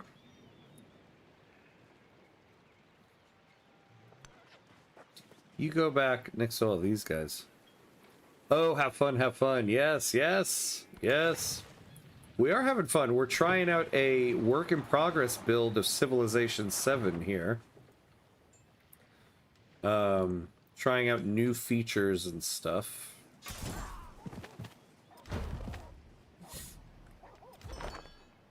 And it's great.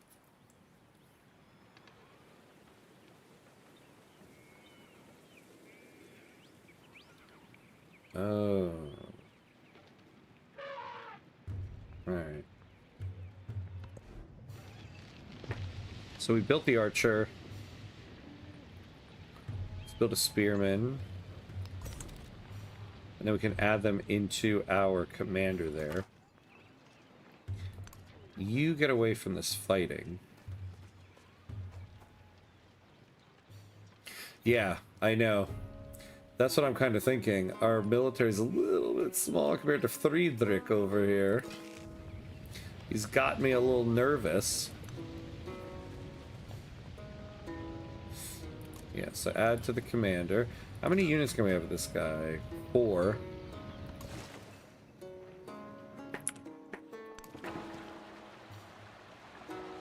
So we gotta build up a little bit more.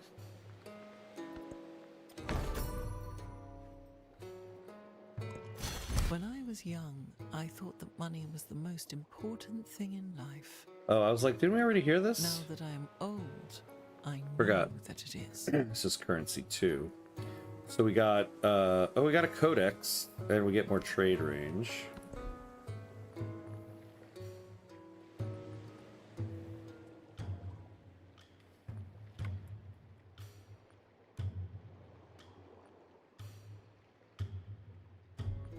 What do we want next?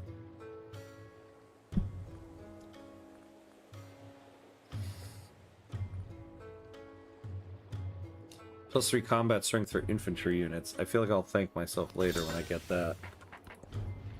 It'd be funny if Friedrich never attacks me the whole run. I'm sitting here preparing like this dude is definitely gonna screw me over.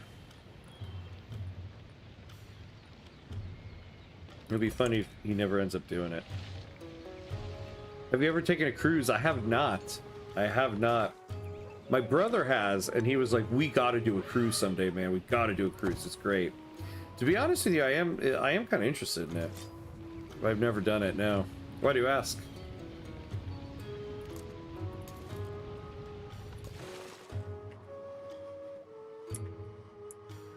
Oh. Oh my god. You know, we need to get some better boats. We're gonna need a bigger boat. What? That's right, you better run. I don't know what the hell happened there.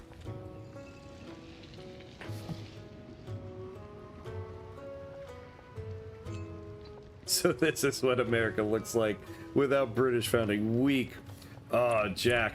If this were a multiplayer campaign, war, those be warring words right there, my friend. Yeah, I always sleep on military, man. Just like in Victoria 3, I sleep on universities. In Civilization, I always sleep on military since Civilization 1.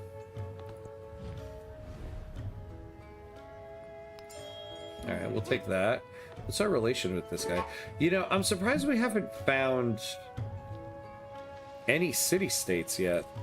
Or in whatever independent states that like they call them. Yeah, like 14 of my family members back home all took a cruise together. Oh wow.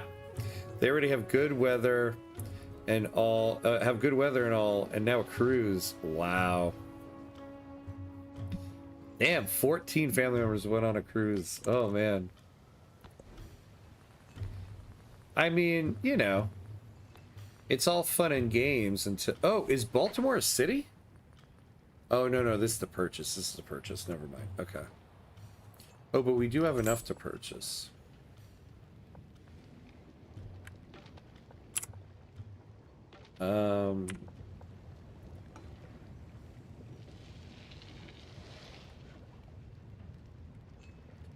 No, we don't want to do that.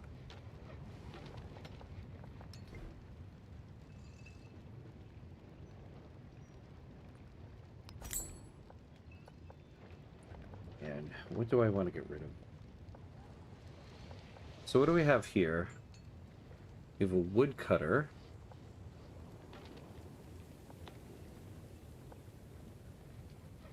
Yeah, we'll do it here.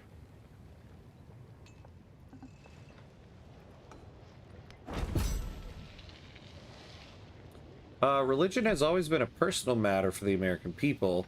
But around city altars, crowds gather to share stories of past saints.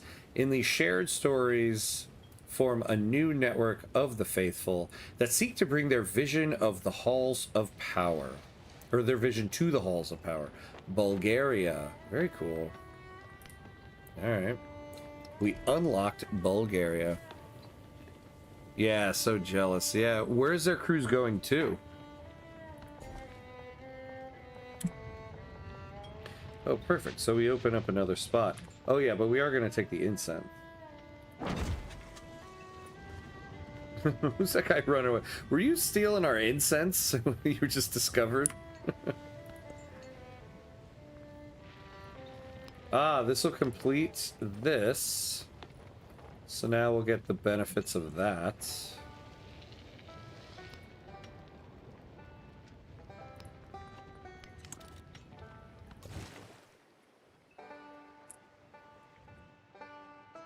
I don't know. Do we want to keep going? I don't want to run into that big boat again. Yep, there it is. What are we doing? What are we doing? An eye for an eye. A two. Okay.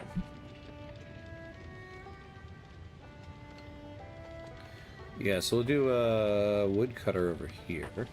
Although we have resources up this way. We have another empire resource there, but we'll get extra happiness here.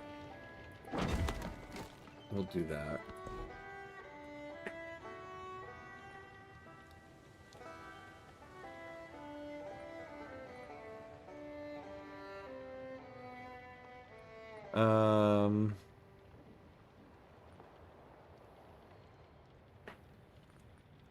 Let's do... Yeah, let's do public life. Alright. Oh, and we are at the 2-hour mark, so we're going to take a quick 90-second break.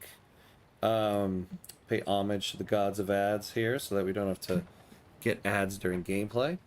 So 90 seconds, and we will be right back.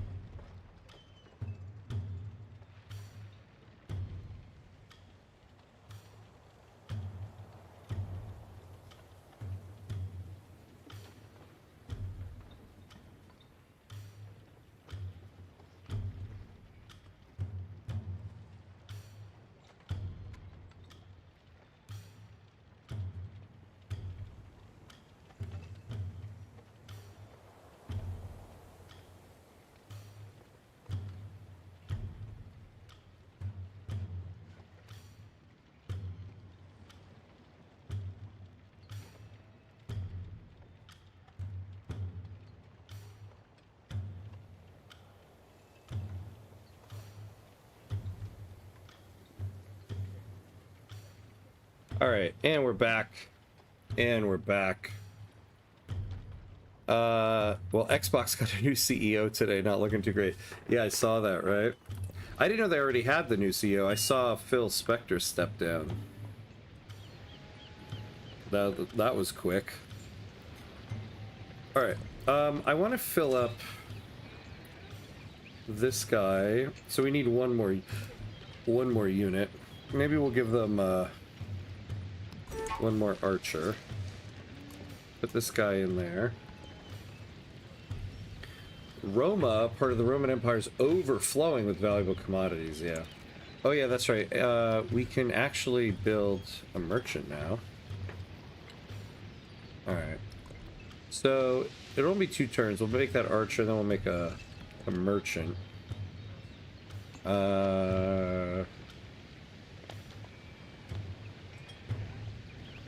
Yeah, still nothing I want to switch out. We have an extra tradition slot, but we don't have any traditions. I mean, yeah, I get... Oh, I didn't realize we could put those in the tradition slot. I figured they could only go into the policy slot. Okay. Yeah, we'll take the oratory tradition. Oh, let's save.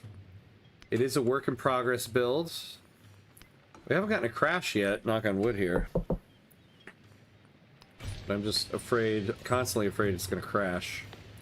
Oh, we got a merchant. Okay, here we go. Yeah, look at that. Roma's got a lot of resources, so hopefully they don't go to war with us. Yeah, I feel like this is new. This merchant thing. This is like what we did in Civ VI. This is nice. Yep, already replaced by someone who was head of Microsoft AI department with no experience in gaming. Oh god. That sounds like a Microsoft move right there. Oh man, this guy's right next to us. Let's go this way. Maybe we can outrun him this way.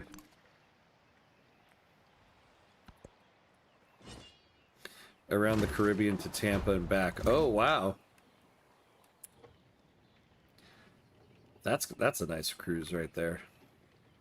That sounds cool. I feel like this boat is like a goner. Ah,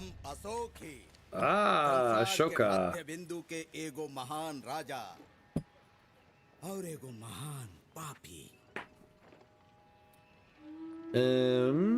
Yeah, let's reveal their capital.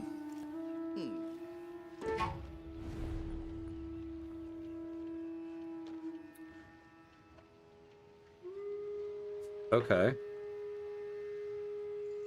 Yeah, let's establish trade relations. Do we get a triumph for like the number of trade routes? Yeah.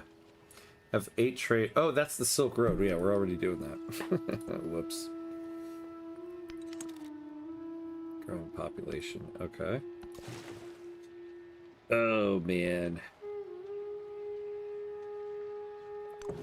We're just gonna fight our way through. Goodbye, boatman. You served us well. Go down with a fight, at least.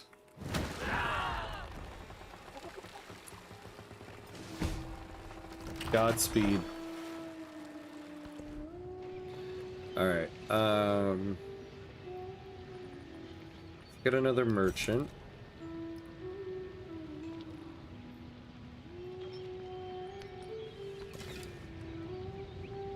Let's get you in there. Now this guy is all built up.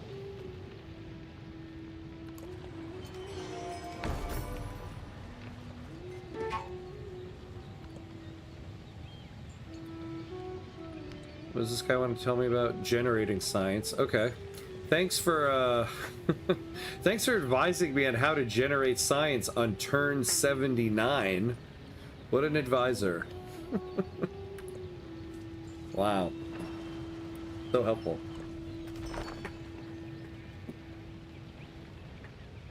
Alright. All right, so I took that Roman tradition, so we might as well like put it to use, right?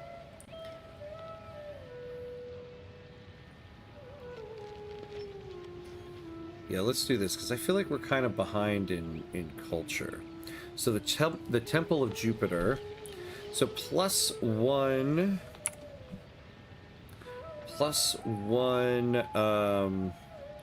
culture for each adjacent happiness, constructible, or wonder. Yeah, so if we could like, if only we could put it like right there.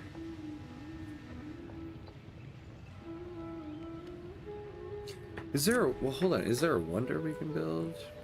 Petra. +1 production on improvements and +1 gold on districts on desert terrain in this settlement must be placed on desert. Yeah, that would be better down here.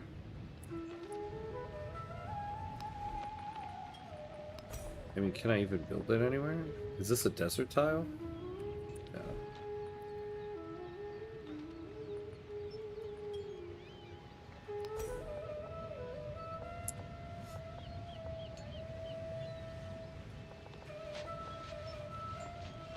Okay. Damn. Yeah, I'm not gonna be able to do this, get its adjacency bonus, if anything. But I do want to get it built. So we'll do it over here.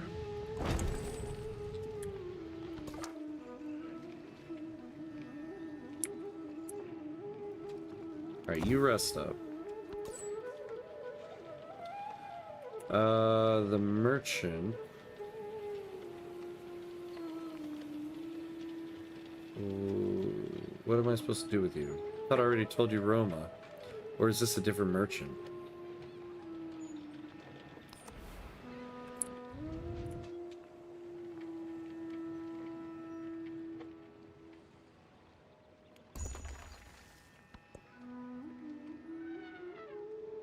Alright. So we have some resources. Which means I really do need to build another town.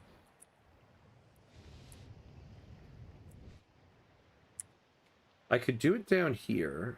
There's a bunch of resources here. But I could also do it up here. Well, let's, what are we doing here? Oh yeah, the Temple of Jupiter. How much would it cost to buy it? 440, yikes.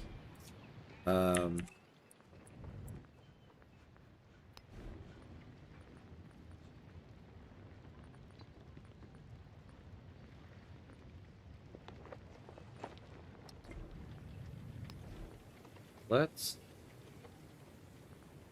Oh, 360. Yeah, let's wait. Next turn I can put an altar in Pittsburgh. Oh, we have another one? Okay.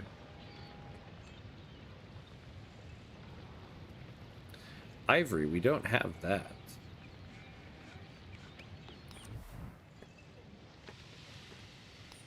So send the merchant out that way.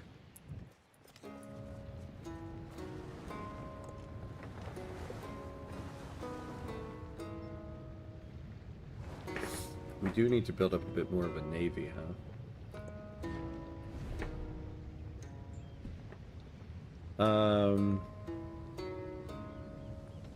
Yeah, let's do that.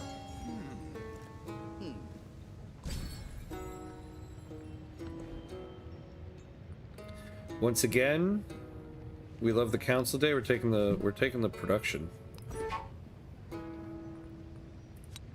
Hey, we finally get survey in there. What is the, isn't there something for that? A triumph for that? Slot 9 policies or traditions. We have 7. The Code of Hammurabi. Let's, I thought somebody already got that, actually. How are you feeling about the workshop so far? I love it. I really do love it. I feel like this is the most engaged I've felt with the game since it got released. I think because there's something just a little bit more familiar with it. And yet still very new. Like it's interesting, right? It's almost like they created a bunch of new mechanics and new stuff for the game, but then also created an entirely new base game.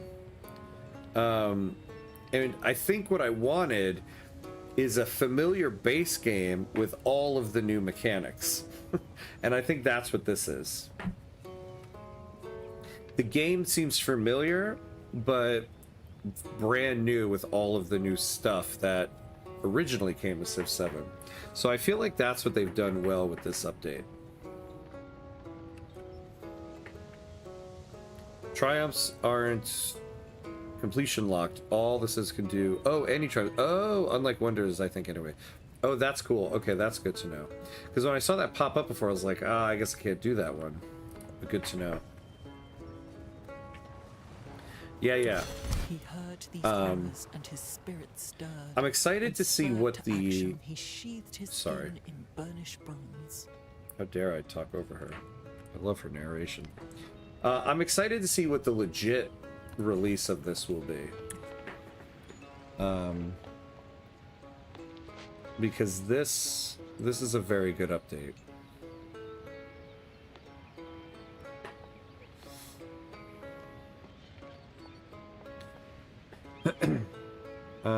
Let's see.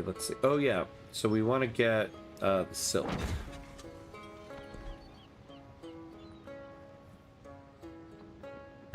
So they improved it. That's great. Yeah, they definitely improved it. In many ways. You should definitely take a look at the minor triumphs, though, as their instant rewards. Yeah, maybe I should go scan down, look at those. Let's take navigation, because we're getting... we're getting our butts kicked in the Navy. But it would be nice to just kind of sweep up writing here. Let's do that. Let's take a look at the minor ones. Be the first to study philosophy. Okay. Study all generic civics and masteries. Start 10 diplomatic actions with leaders that are active at the same time. I think we'll track this. I think I might be able to do that, actually. Have 50 excess happiness in a settlement. Okay. Have 18 empire resources. We might be able to do that with trade. Getting Silk Road, actually, we're going to track this. I think getting Silk Road by having that many trade routes will actually get us this.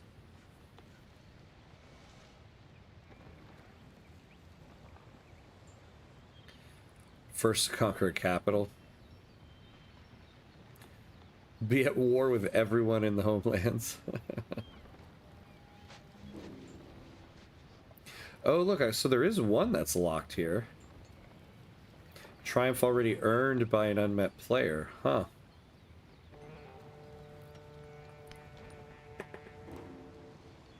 So how do you get golden ages now? I don't know. I haven't encountered it yet. That's a good question. Yeah, so we have unassigned resources here. Plus 10% gold, plus 4 gold. We'll do that. Plus 10% culture. Plus 3 happiness at the capital. 6, yeah, we want to keep that. 10% science. Let's swap that out. Take that.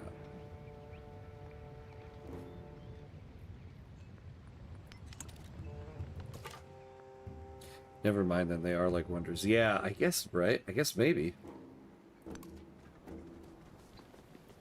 Better get a move on.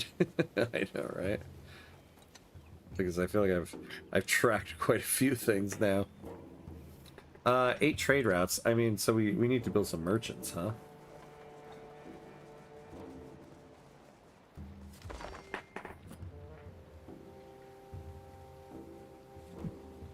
Oh yeah, I wanted to do another settler.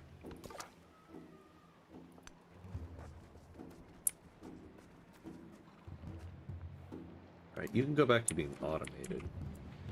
What are we building here? Oh yeah, that Temple of Jupiter.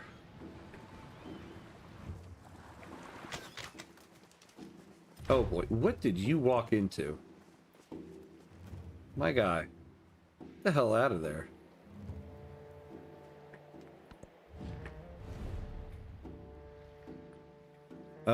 Military aid, I can finally accept it.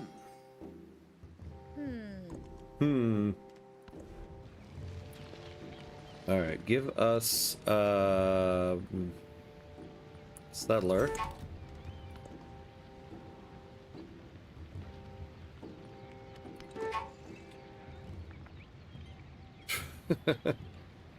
Is this my cultural advisor is advising me on what the cultural advisor does?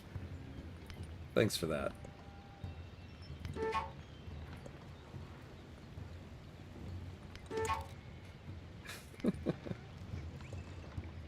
Hey, on turn 84, you know how I've been like talking your ear off the whole time? Here's what I do. Alright, you guys would forget about these tiles right here. You go over here. Just get away from them. Before you get oofed.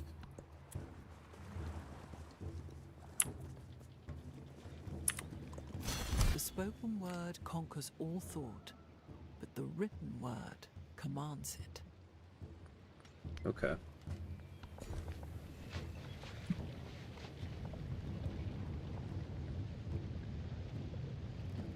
Ah, we might be able to get dyes.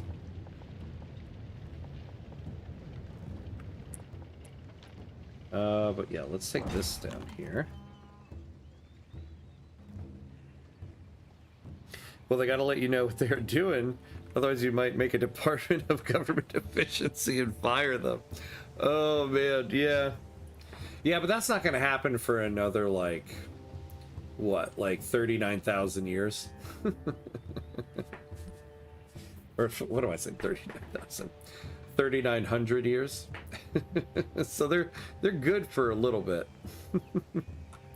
Shots fired, that's right. What are your criteria for upgrading towns to cities before using gold reserves? When do you keep them as towns instead? I mean, I've actually been thinking about it might be time to upgrade Philadelphia here. I'll be honest with you, I don't remember. It has been a very long time since I played Civ VII. I mean, yesterday is when this feature workshop went live. So when I turned it on yesterday, it was the first time I'd played it in quite a while. I feel like, from what I remember, I would upgrade to a city when I feel like I'm kind of like maxed out on what I'm building here, and I need to be able to utilize, like, if I have enough stuff here and I have enough production, I'll upgrade to a city so that I can start utilizing it. Because towns, you can't, the production just kind of converts into gold, and so you can't utilize it. So I guess it kind of depends. I did want to build walls here though.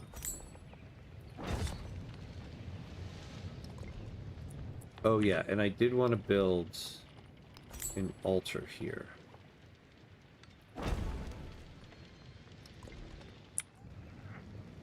It really depends on location. If you have a good location for a city, you want to upgrade it. Towns are good for all sorts of benefits though, as they can bring food to your cities. Yeah, and they bring gold too, because basically all of their production is turned into gold. Because you don't get a build queue in towns. Now the other thing is, with towns, you can change their focus here, which is, it's helpful. I suppose I should start doing that a little bit more.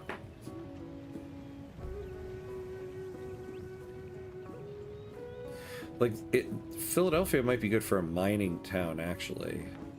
Camps, woodcutters, clay pits, mines, and quarries. And we have, like, clay pits, woodcutters. We have a mine here. What is their size? Their size 10.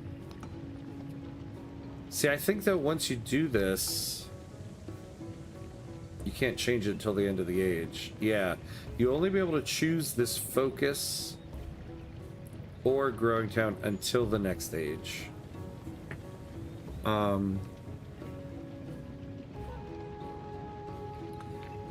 this might be actually very beneficial. So we're getting plus 54 right now. Let's just try it, test it out, and see what happens.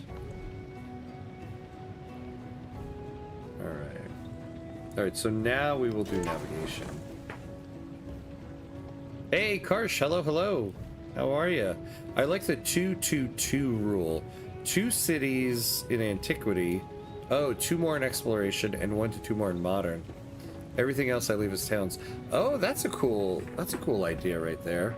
I can see how that would make a lot of sense. Okay. So according to that rule, we need another city. And I just spent all my gold.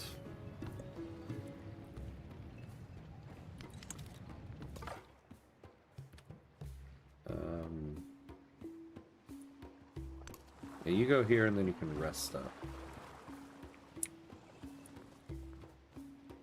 Wait, who's this? That's Friedrich? Oh, that's a city-state. Okay.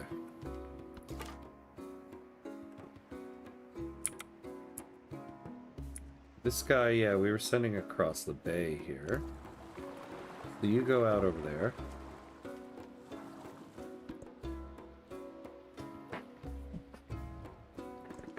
Remain less interested in who we imagine ourselves to be than in what we can do for one another. Okay.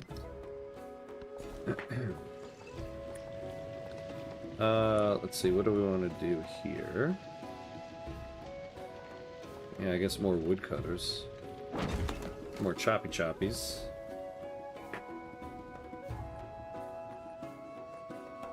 What do we get with mysticism 2?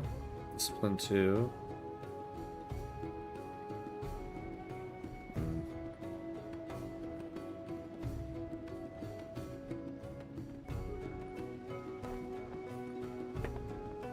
What do we want? What do we want?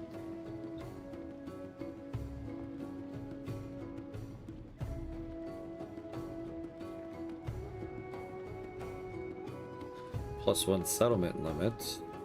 Tactics. What's the foundation?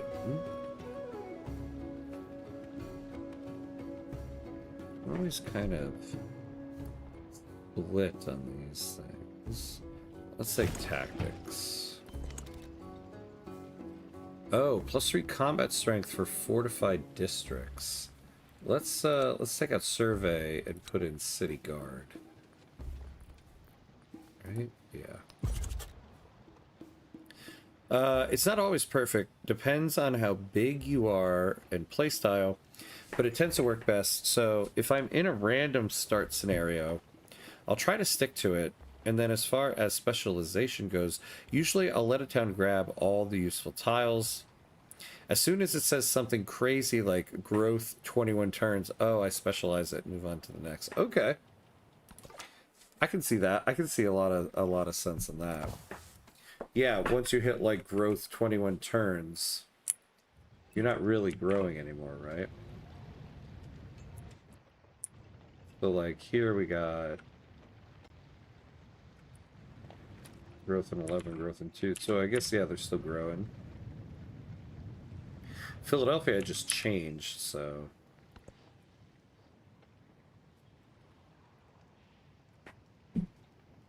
I do think, though, we are at a point where we really could use another city.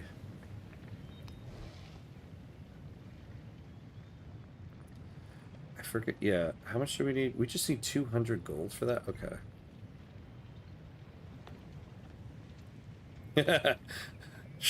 Now shots are fired, Jack. How fast is New York growing? Oh, wait. You know what, Jack? Just for that, if I find England, we'll go into war.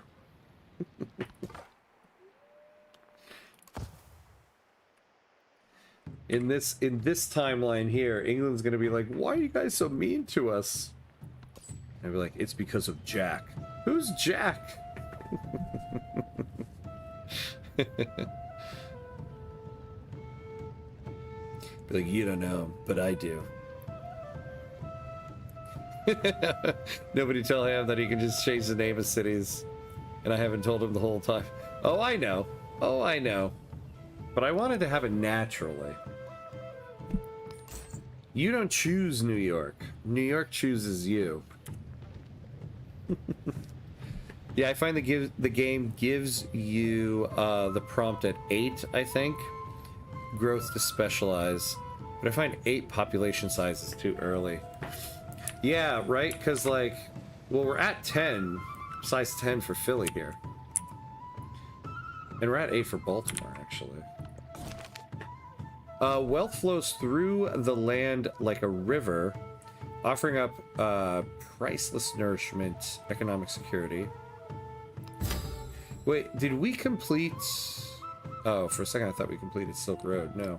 But we did get an economic point. Plus 2 gold per age for every active trade route. Plus 2 gold for every tech and civic mastery completed in an age. Well, we're gonna try to get a whole. We're gonna try to get Silk Road, which would be 8 trade routes. So let's take this one. So we're gonna go for that. Glenn is obviously the Union guy, thus the flag. Yeah, that's right.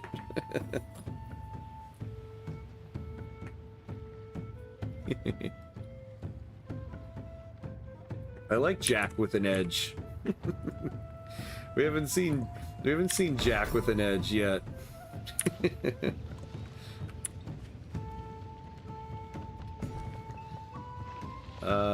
Let's see here. What do we want to take? What do we want to take? We've taken the resources. Oh, well, we have we'll take this slot right here, because then we can take the marble. No, not me, I'm Irish.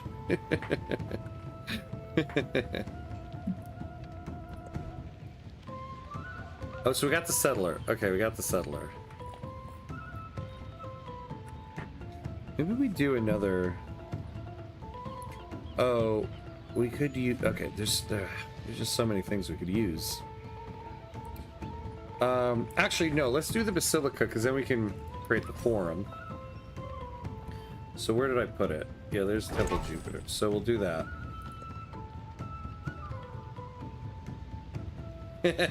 Anytime I can throw jabs at an American, I will. I love it. I love it, Jack.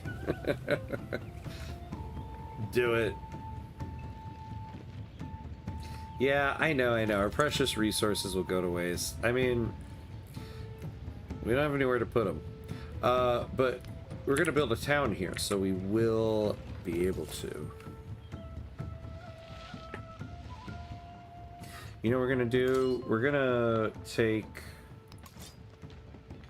the Spearman. And you... See, I wish there was still a way... You used to be able to just, like, join 2 units together. I guess I can't do that now.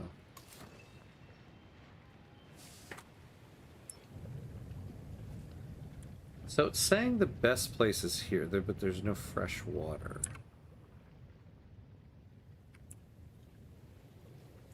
See, I feel like I would want to do it.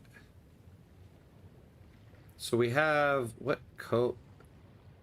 Cowrie here? 2 dies. and jade.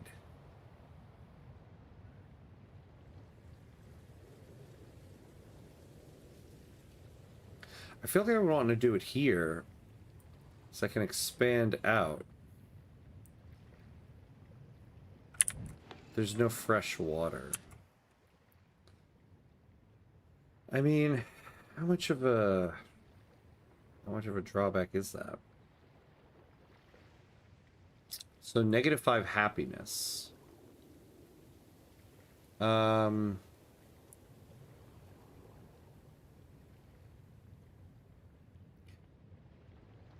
Yeah, you can only join a unit into a commander.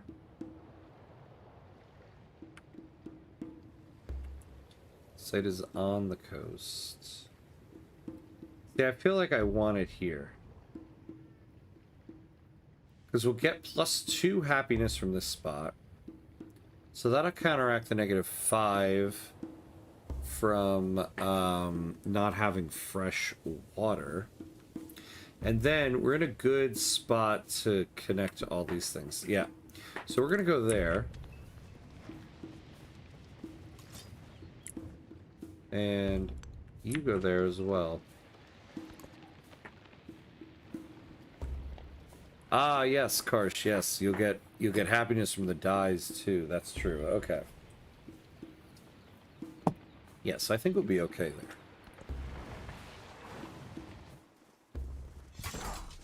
Ah, come on, we were resting. We got doggies here. What's wrong with you people?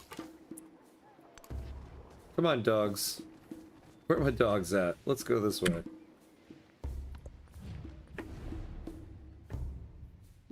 Oh yeah, you know, I keep forgetting. One of our triumphs, we want to get...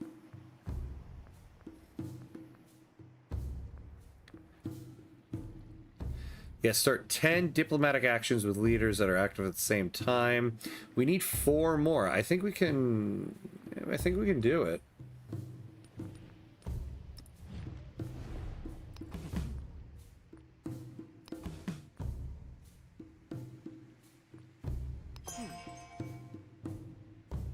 All right, we got that going. How many do we have? We have 8.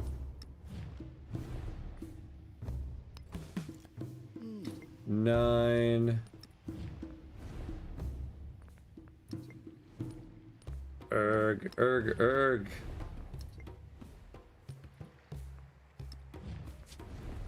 All right. Well, we'll wait one more turn, but we're about to get that one. This game looks fantastic, not gonna lie. Yes, it does. It really does. You know, I have to say too, it just gives me a joy to know that they're on the way to fixing this game. I cannot tell you how sad it made me that Civilization VII, like when it was first released, was kind of like a dud. Because this is just one of my most beloved games. There was a period of time where I said, any laptop I get, as long as it can play Civilization and Football Manager, I'm fine. I've retired from Football Manager, but the fact that Civilization, the new Civilization, as beautiful as it looked, was not that great. It really made me sad. So I'm glad that they have an update coming here that's going to be really good. I think it's making a comeback. I think so too. Yeah, Anno also looks super good, but Anno needs more sauce. Yeah, I agree with that. Anno, it's a lot of fun, but I think the problem with the current Anno is, let me build a market here. Hold on, real quick. I think the problem with the current Anno is, Anno 1800 was so successful, so popular. A lot of players were coming over from Anno 1800, and they were used to a full Anno 1800 with all of the updates and DLCs and everything that they had created for that. And Anno 117 is a very good base game, but it doesn't have all that DLC stuff. So I think Anno 117 will make a bit of more of a resurgence when they start releasing some DLCs, and they already have them lined up. I forget when they are, but if you look at the Steam page, like, they're already in the works. So they just need some more content to it. There we go. Herodotus says hello. So, oh, come on, I want to see that. Plus 25% relationship change from diplomatic actions. Okay. We almost have Code of Hammurabi, too.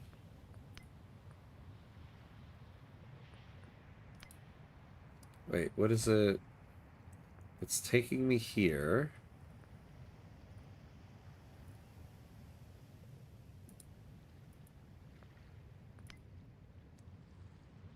Okay.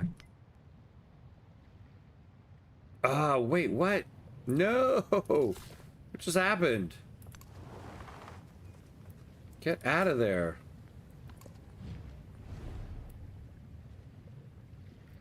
Local festival, yeah. Firaxis seems very dedicated. And they seem to have a genuine love for the game. I mean, I would think so. I mean, honestly, like, what else is Firaxis doing? This is their flagship game. And as far as I know, Sid Meier is still involved, right? Like, I feel like Sid Meier does not want to see one of these games fail. Those who delight to attack and to display their valor and fealty should be formed in companies. Okay.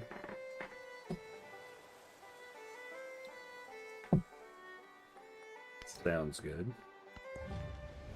An ally is at war. What is this? Oh boy. Is Firaxis can make XCOM 3, that would be great. Just say, oh. Oh no, he is pretty retired, I think. Is he really? Oh. I thought he was still I thought he was still in one of those roles that's like an advisory role, you know? Like he's still kind of there, but not. I didn't know he was fully retired. Oh yeah, he still advises for the series, but he doesn't directly manage it anymore, yeah. I didn't know Firaxis made XCOM, actually. I didn't know that. Alright, what are we gonna do here? Well, I mean, I know what we're gonna do. We're gonna support our ally. चारों ओर प्रजा के जीवन में और पूरा दुनिया में हिंसा गूंजती Yeah. और ये गूंज दोरा तक पहुंच दो. I have to say, I love this screen. This is like the old Mortal Kombat 3 screen when you would start a fight. I love that Civilization has the like Mortal Kombat 3 loading screen with Ben Franklin here. It makes me wish Ben Franklin was in Mortal Kombat 3.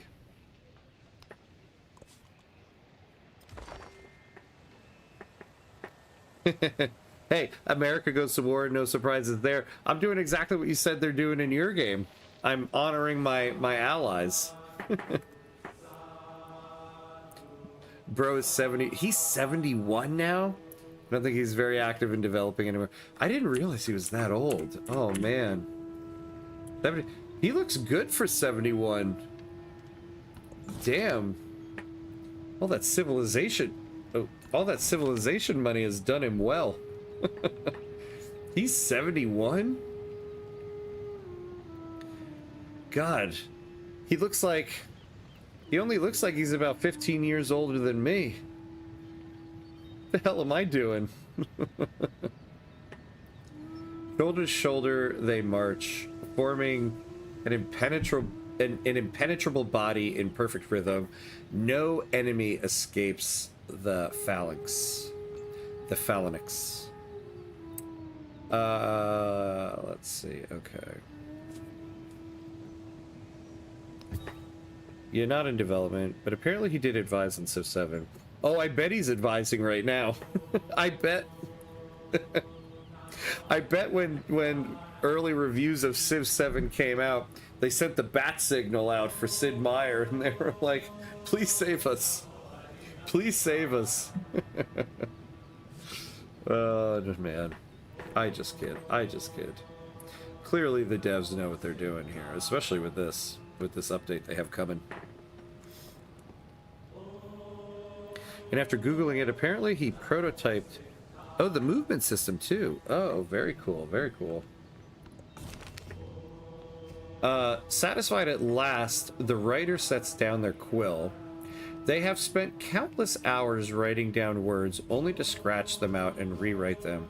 All will be worth it if just one reader finds joy in this text. I mean, honestly, I think looking at what they have planned here, Civ VII is another kind of another page in the story of just modern video games where it's like there's this rush to get a game out so soon because you know the company needs it out, and oh, we definitely want to do this. Ooh, I don't know what we would take out. I don't think we would take it. When Civ VII first came out, it did just kind of feel like, oh, it was like an unfinished version of the game. I mean, it does kind of feel like they released the game before it was ready to be released. And this feels like they finally finished the game, you know? Like, if Civ VII was being made in, like, the era of games where, like when Civ II was released, where you shipped a box with a CD out to the store, and you couldn't update the game anymore other than shipping another box with a CD out to a store and hoping everybody got it. So you had to release a game that was finished because that's probably what everybody was going to get. I feel like in that era, this is the game we would have gotten at release. But in this era of Steam, and you can release games and then update it, and everybody who has the game immediately gets the update, we get like an unfinished game. And I feel like that's what this update kind of feels like. This update kind of feels like the finished initial release of Civ VII. So that's kind of what I feel like.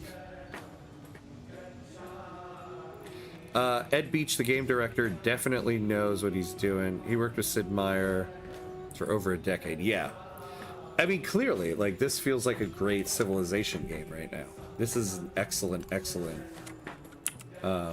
change to the game that they've made here.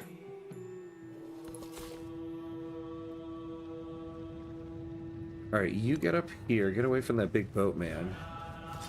And you follow them. You were supposed to be protecting them. What the hell were you guys doing? Like, dude, I'm a land unit. What do you want me to do with a ship? Yeah, I think the community has a big misconception on how game releases go.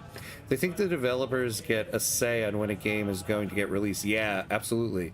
Or if a game comes out early.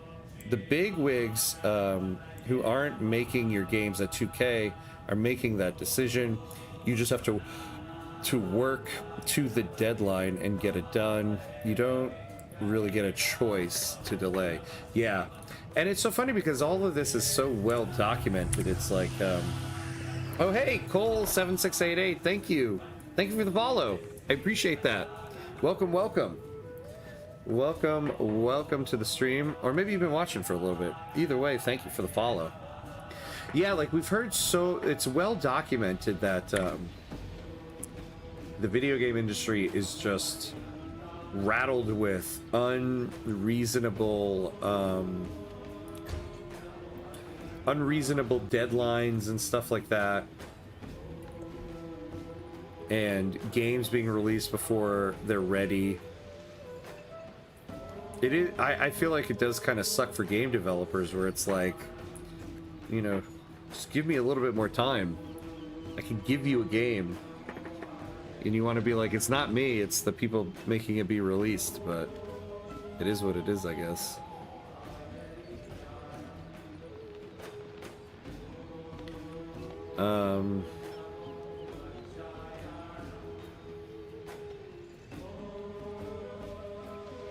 Oh, +3 resource capacity in this settlement. We could actually really use that. Actually. Alright, let's try to build that. I also think game development is just getting too expensive. Yeah. You look at the budget for like GTA 6. I mean, I know that's kind of like the biggest, but still. That is kind of crazy. We got another thing we can add here, so we'll add these guys back in there. We'll save these because we're about to get another settlement. Our greatest minds have produced new codex. What use is wisdom and no one can see? I suggest building a library or academy and moving the codex there. Oh my god, we got plenty of money. Oh, can I only build a library in a city? A harbor. I'm gonna build a harbor in this pond right here. Yeah, I guess so. Yeah, that's a big reason too. Yeah. It's going to get to the point where games are so expensive that they don't want to innovate over fear of failure. Yeah. As one failed game will just sink the company because it's so expensive.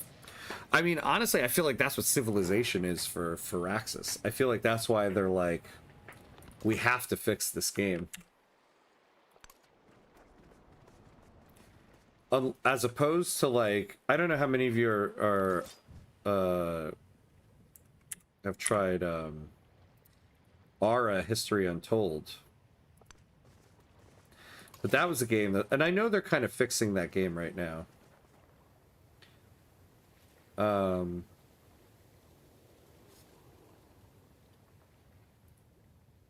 that was a game that was sold off, and if it wasn't sold off, I feel like it would have been abandoned.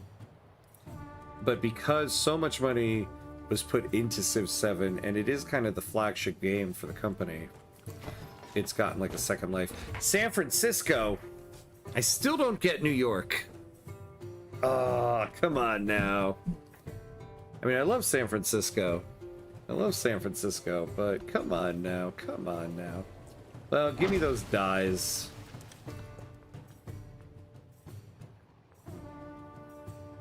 Yeah, +4 happiness. We're gonna need that there. I mean, look at that new High Guard game that came out, released, got 97,000 players, lost most of them, and now laid off most of the development team. So it cost them so much to make. Yeah, I know, that sucks, right? The superior city on the water, some may say. I mean, San Francisco is a great city. I love it. I love San Francisco. But it's no New York. Come on now. Says the New Yorker on stream. Oh yeah. I was like, what's wrong with this guy? I forgot we're at war. Hold on. So where is he? I don't remember where he is. This is... Yeah, that's her. Did I never find where his capital was? Must be like down here or something. Alright, whatever. Highguard was just an investment try like Concord. Throwing mud at the wall, seeing what sticks.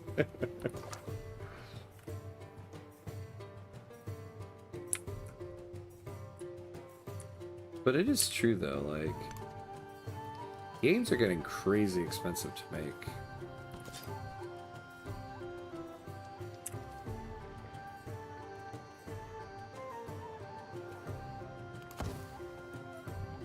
I mean, even like as somebody who plays Paradox games, I find it crazy that Europa Universalis. Oh, hold on. but it is in this one. Gets their whole own studio in another country. Oh, come, Trunk Track, you're at war with this guy now too? Maybe I shouldn't have allied you. I thought this guy was gonna declare war on me. I didn't realize I was gonna have to declare war on him.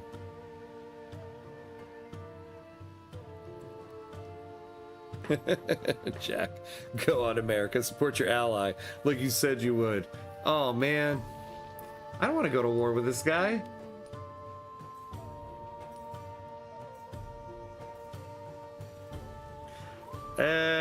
Sorry, Trun Trek.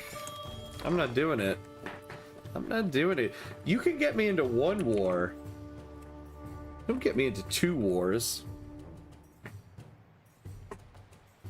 Oh, Jabba, what do you mean? What do you mean? Yeah, yes, America, a very reliable partner. That's right. Oh, do you mean like the, Europa Universalis thing? I just mean like, isn't that like emblematic of how much money they sink into a game that they can afford to give them their own studio? Like, well, yeah, the EU5 thing. Like, how much money they sink into the game to give them their entire own studio in another country. Like, to me, that just always seems, it says they spend a lot of money on the game. Maybe rightfully so. I mean, it makes a lot of money. I'm just saying, though. They spend a lot of money on it. It's not really a criticism. Just pointing out, like, game companies spend a lot of money making games now. Yeah, exactly. EU5 does really well. It's their flagship game. But I wonder how much money they spend making the game. It seems like they spend a lot. In general, it seems like game companies just spend a ton of money on games now to make them.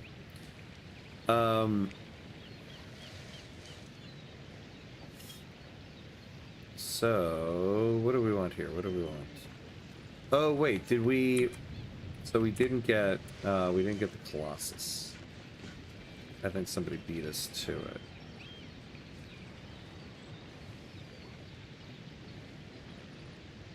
Alright, we don't want any of those. We do need another galley, though, honestly, I would like to wait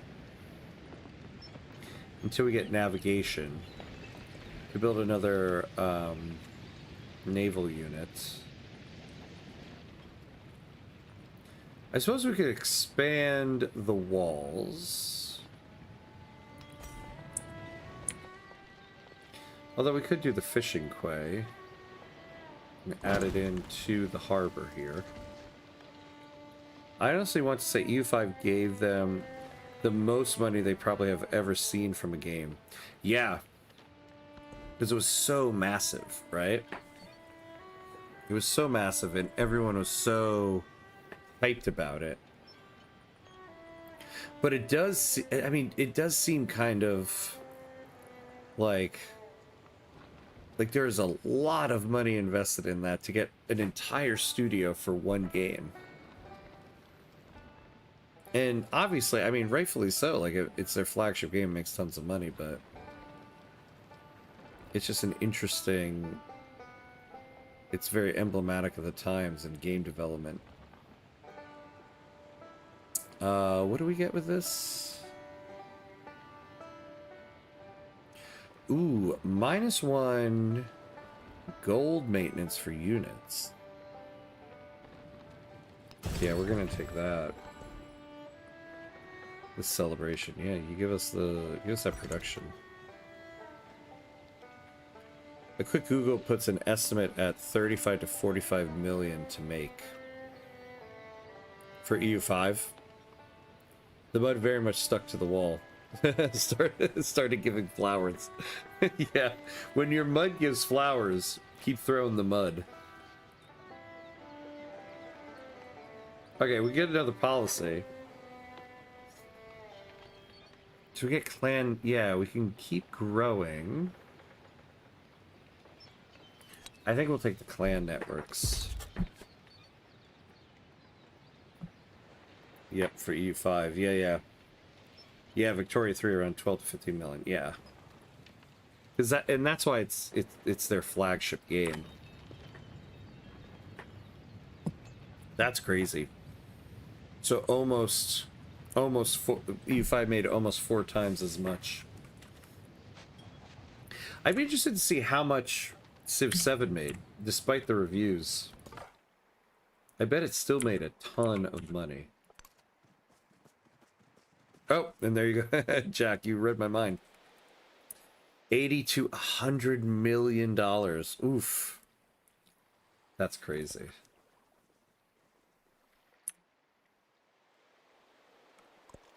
Ships at a distance have every man's wish on board. I love that line. I really do. It's such a great line.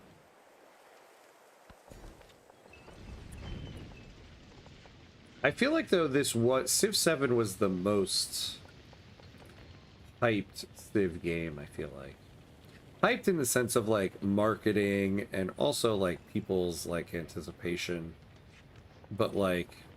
So, okay, it looks like we'll get more for this one, but I'm gonna take this because I want to get to that additional iron slot.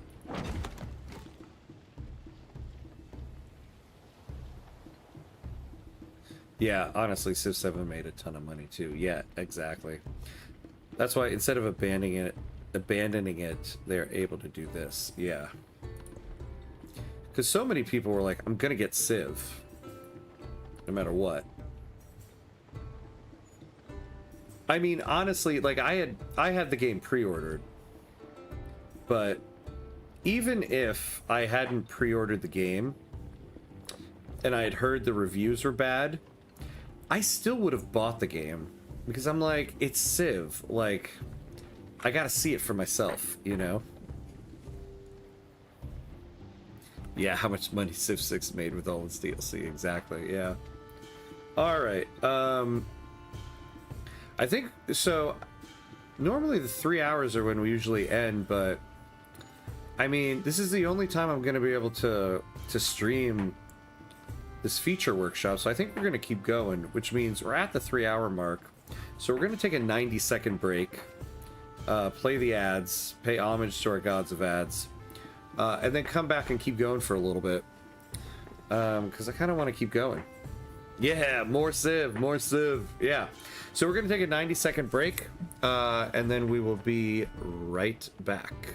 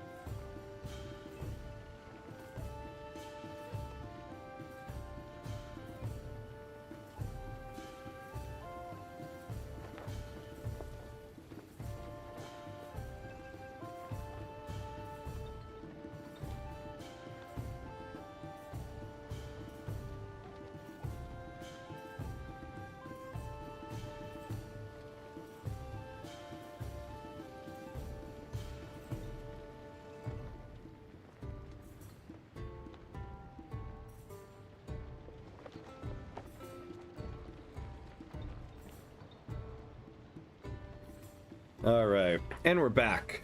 And we're back.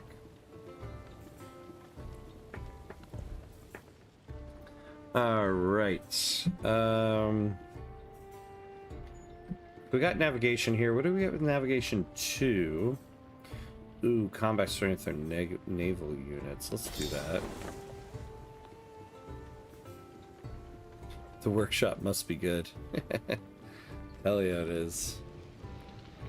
Alright, so now let's get ourselves a boat and come back with a vengeance against those jerks. Who are bullying us. Oh yeah, look at that. Okay. Town focus available. We have a lot of money. We need to upgrade some towns here.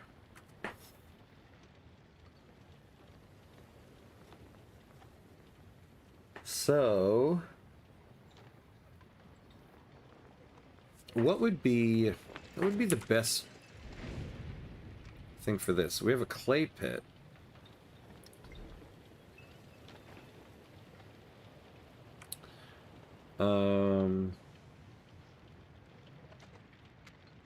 We have a quarry, woodcutter.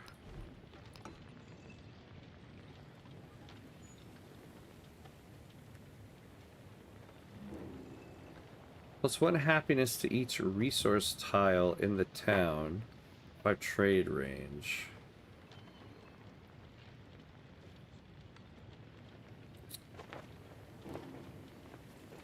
Purchase additional science and cultural buildings.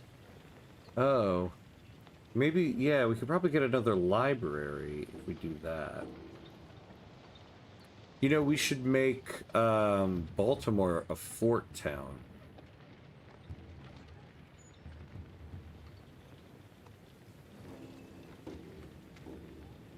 I think maybe... See, it does kind of feel like... I don't know if I want to make them a trade outpost, because they're, like, so far away from everybody. Maybe I'll make them the mining town. Yeah, we'll make them the mining town because I'm about to turn Philly into a city.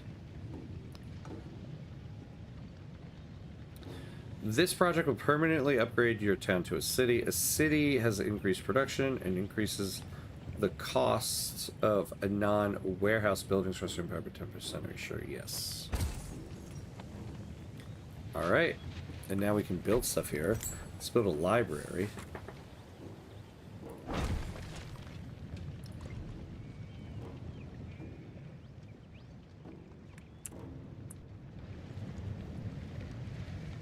We can expand the walls a little bit here.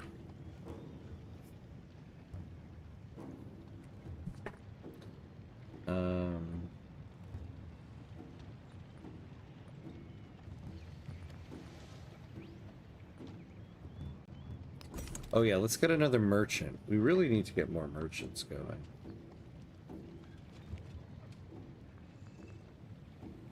+4 gold, +2 production. Yeah, let's get the cotton. I love that when the game first released, I found this so weird. That cotton gives you +2 food. Like, I just find that so funny, and they've just stuck with it.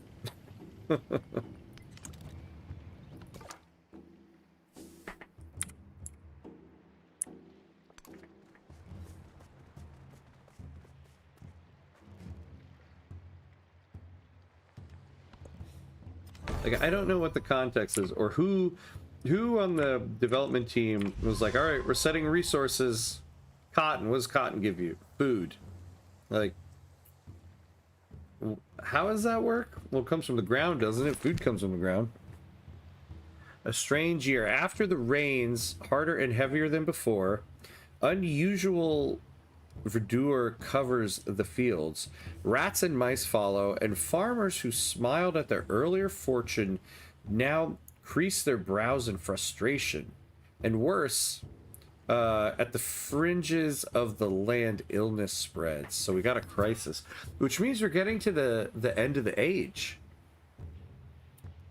What do we got left? Oh, Yeah, we're like 70% through. Oh no, age progress. Yeah, 98, so we're 70% way through. The antiquity age will end at 140 age progress. It's weird, but it would be a shame to remove it now. It's become iconic. Yeah, I know, right? You just gotta stick with it at this point. Here we go, finally. We get that other marble. Finally, our borders are connecting.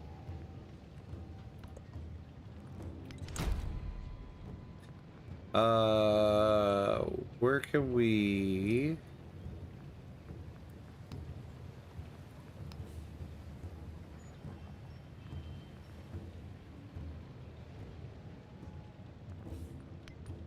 Where can we do something? The codicy. Or the codex.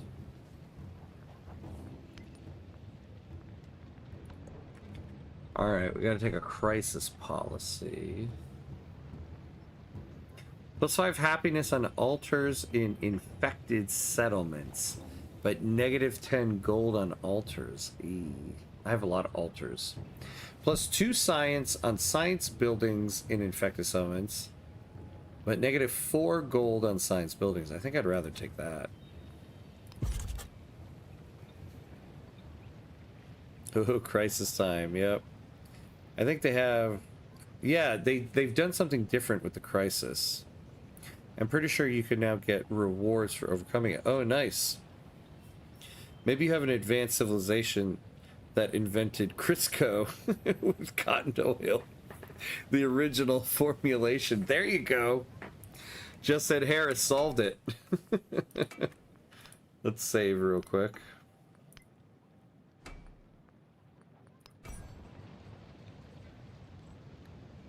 Alright, Ham, I got a dip. It's been a long day for me. I'll see you Tuesday evening. Yeah, Glenn, thanks for joining on a Friday. Glenn on a Friday has been great. Thanks, man. Good to see you. Get some rest. Get some rest. I'll see you Tuesday. Have a good one.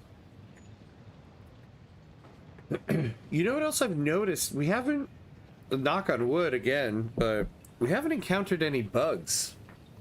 Right? Like, that's one of the things about this feature workshop. We're supposed to report any bugs that we encounter. I haven't... Oh, crap. Here we go. I haven't really encountered any bugs. Game hasn't crashed. Here we go. Jeez. Hey, Lochnar2, thank you for the follow. Thank you, thank you. I appreciate that. Welcome in. Welcome, welcome. Ah, Glenn, yes. You be awesome as well, my friend. I love it. Be awesome. Yeah, I appreciate the follow, Lochnar. Alright. Let's get that guy away from there. Alright, so let's grow this town. Yeah, we already have that. Let's get a woodcutter.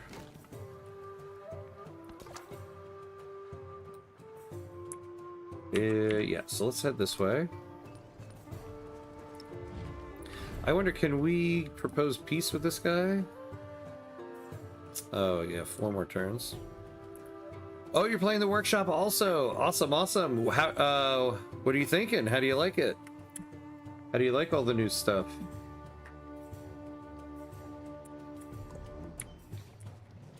I'll be honest. I've been, like, waxing poetic on it.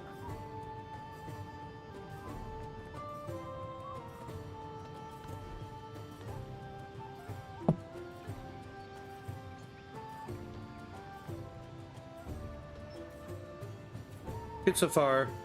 I don't like legacy paths. Oh, interesting. Okay. Oh wait, hold on.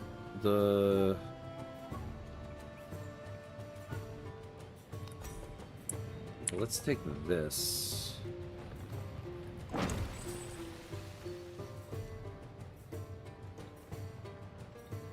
Oh, if anyone here does want to keep Firaxis, give me a bunch to hand out. There you go. Yeah, Jack is what got me into this one. Yeah, so the Legacy Pass, you're not a big fan of it. Where do we see those?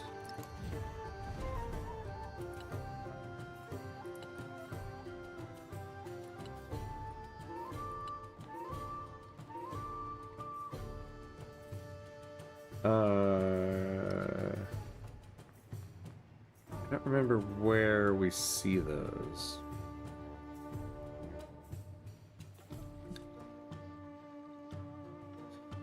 Well, I didn't, Legacy wins in Modern. Oh, I see, okay.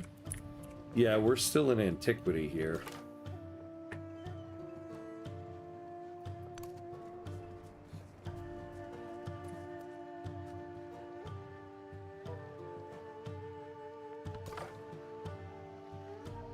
Let's get this guy away, and then you rest up. Oh, yeah, this thing here, right? Oh, okay, here we go. Yeah. Yeah, so you're not a big fan of these?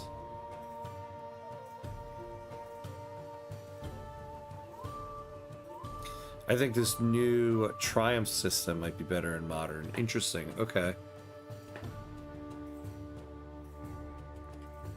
Oh, Ashoka. You know, I haven't looked over here yet. Win the space race by developing mathematics and space technology. Oh, okay, yeah. So he's at 10. That's not anything. It's awarded to a leader and they achieve cultural dominance against all other leaders. This dominance is measured by tourism and comes from following sources. Oh, you know, I might need to cut Ashoka down to size a little bit.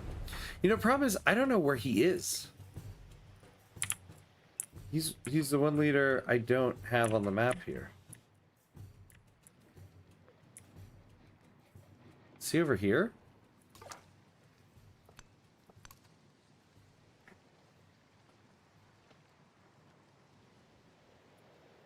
Well, the way you win is different now. It's much more broad than it was before with triumphs. And you didn't like the old condition, got bored of them, yeah. Yeah, I can see that. I can see why. So I think the new ones might be good, but I'll be honest, like, the old system, I never really made it to the end game. I kind of just got bored with the game. So there was also that. See, I kind of feel like, the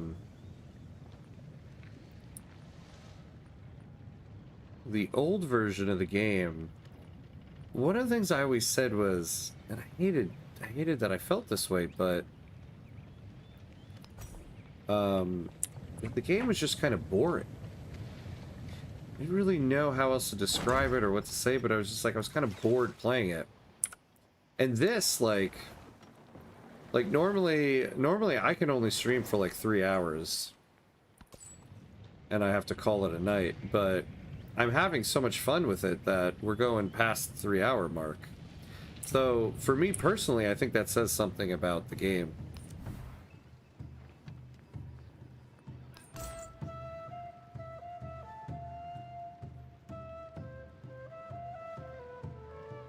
Oh, look at Jack. Me and you are always on the same page, it feels like.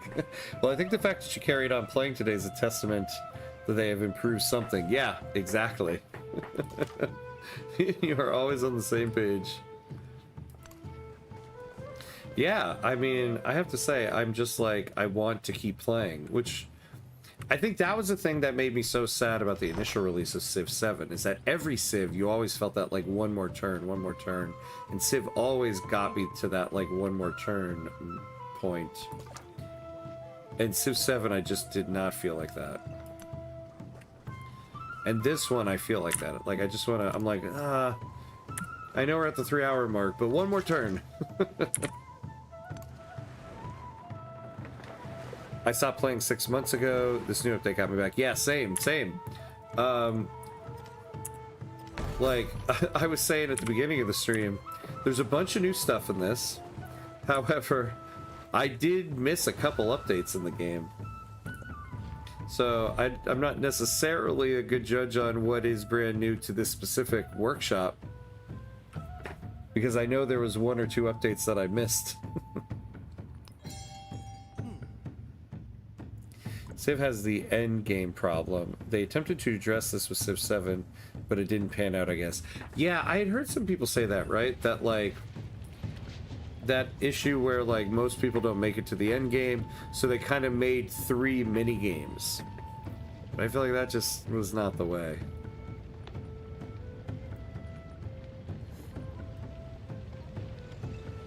More merchants, more merchants.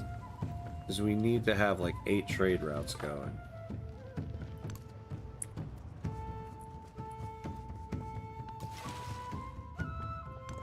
Here we go. This is for sinking our other boat. Vengeance is mine.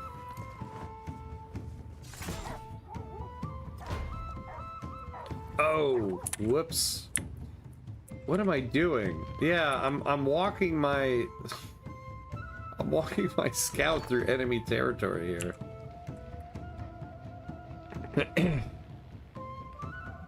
Played Charlie Mongols first on workshop. Was printing chariots. Oh, nice, nice.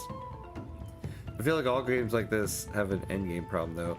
Paradox games also have a endgame problem too. EU5 is, yeah, grappling with it right now. I know. EU5 definitely is. I don't know if I'll ever reach the endgame on EU5. It feels like.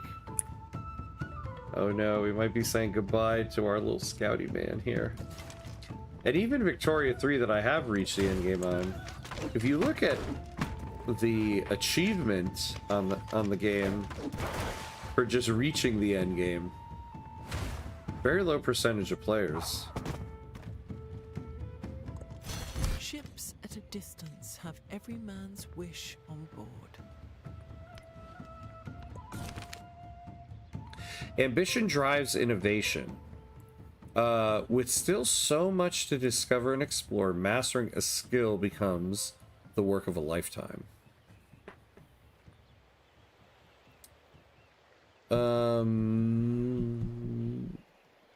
I should take the codex. I don't think I have a place to display it.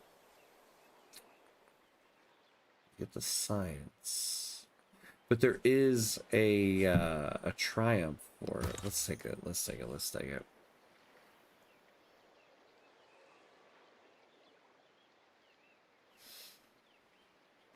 Well, some games definitely do. A lot of people also reach the end of CK3 campaign. I've never reached the end of a CK3 campaign, I'll be honest about that. And I've gone pretty far into the game. I still have never reached the end game.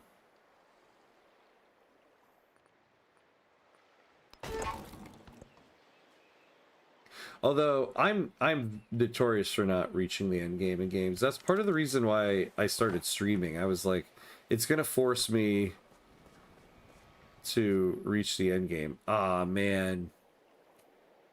You didn't make it to the water.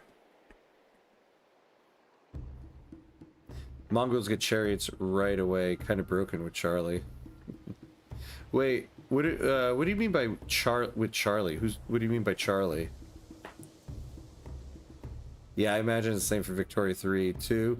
Yeah, like if you look at Steam, like I said, how many people, the percentage of players that have the you reached 1936 achievement. Seems like most people haven't reached the end game there. Oh boy, that's going to be close.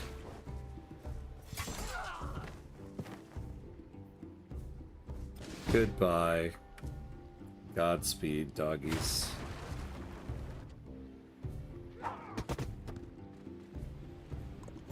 An army is a miniature of the society which produces it. Ah, I don't think that's true at all. Alright, why don't you get out of there? Just like Civ, you have this buildup of power in Paradox games, and once the buildup ends, it feels less rewarding. Yeah, that's true. That is true, yeah. Oh, here we go. Let's get that.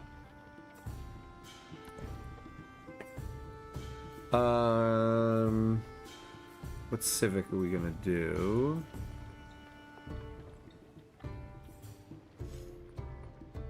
Yeah, it'll only take us 2 more turns to get this discipline too.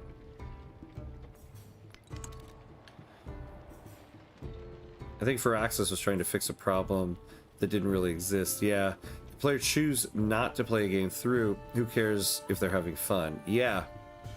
It's not like they're quitting the game entirely. Yeah, exactly. Like, there's no right or wrong way to play a game. It's kind of the same thing I say with, like, Victoria 3. There's no meta to Victoria 3. And so, also, like, when I say there's no meta, I'm also saying, like... Oh, what if his scouts are up here? That means there's no right or wrong way to play the game. As long as you haven't reached the game over screen, you know, you just do what you want. It's a sandbox game. So yeah, same with this. If nobody ever reaches the end game, but they're having fun and they still buy the new game, what does it matter? Alright, you come back over here. Let's heal you up.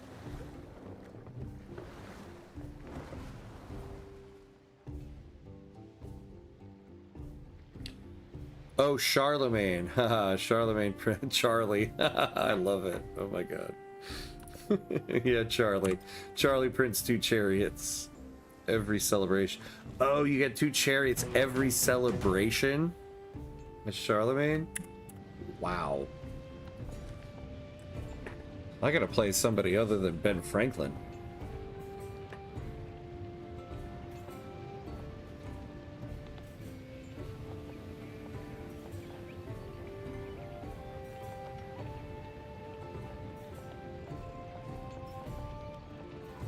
So specialists give yield equal to the adjacency bonus of the buildings in a district.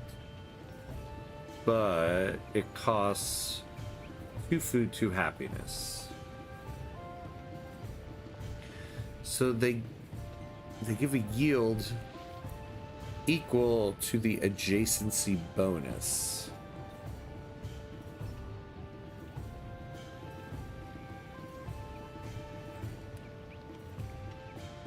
So I feel like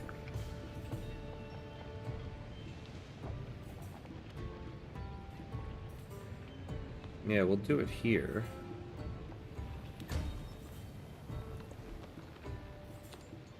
Oh,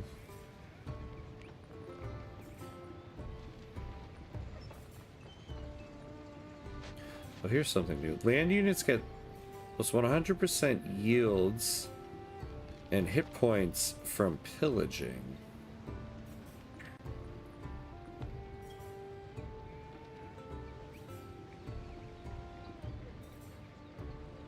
Chart the Stars grants 5 science of victory points and 2 free purchases of the altar upon completion. Now let's build another ship. And then down here,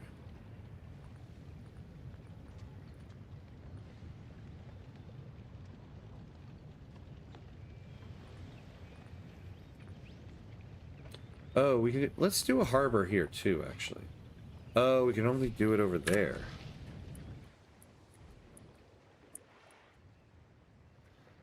Oh, I wonder if this is blocked right here. Kind of looks like it is. Okay, so we'll do a barracks here, actually.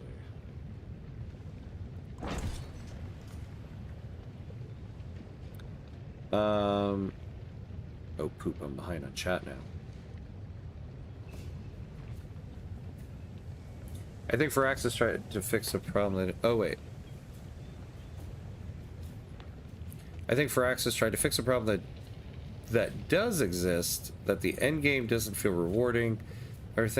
However, I think it's an issue that doesn't really have a perfect fix. Unless the AI got so good that it could rival you all the way to the end of the game. Yeah, Yeah, that's true. I guess that is part of it. The AI couldn't really... There got to a point where you were just so much better than them.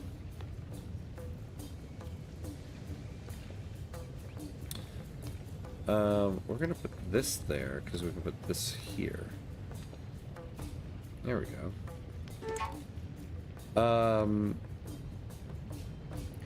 Well, yeah, you work towards something and then you're done. You enjoy it for a little and then you know you've seen it. Yeah.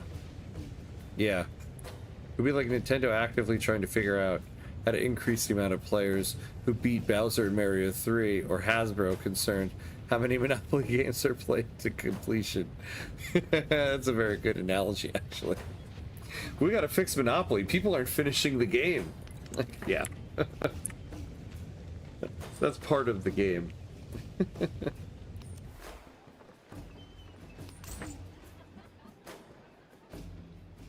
What they tried to do is give you options even at the end game.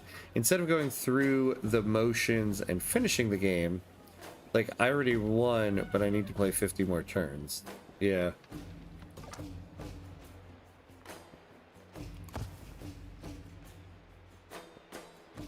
What they tried to do is nerf the player every age and try to create that buildup of power again that people like. However, the issue with that is it didn't feel good to have what you built fully taken away. Exactly, that was the thing. Like, normally the antiquity age here, I would feel like, what does it matter what I'm creating right now? It's all gonna get nerfed anyway.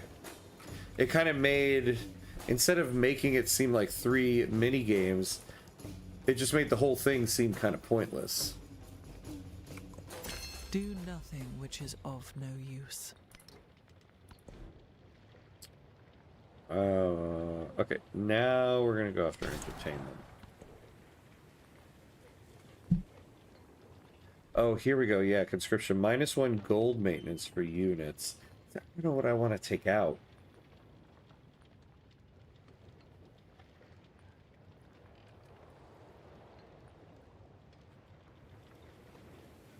I think maybe tool making at this point. Let's try it. We have got a lot of gold. We definitely need to build a harbor here. And then these guys...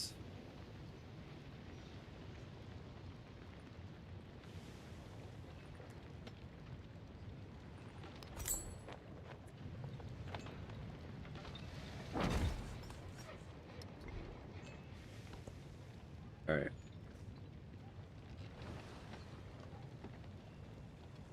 All right, let me catch up here and chat here.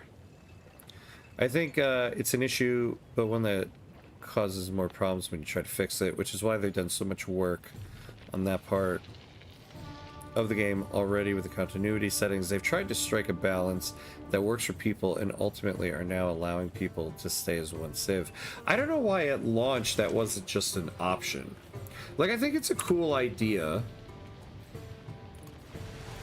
the civ switching. I don't know why at game launch it wasn't an option to stay as one civ. Like, why force people to do that? It's a very distinct choice, you know?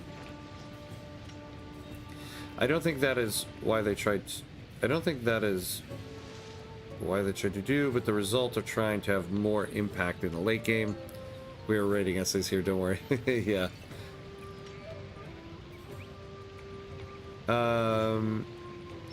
Yeah.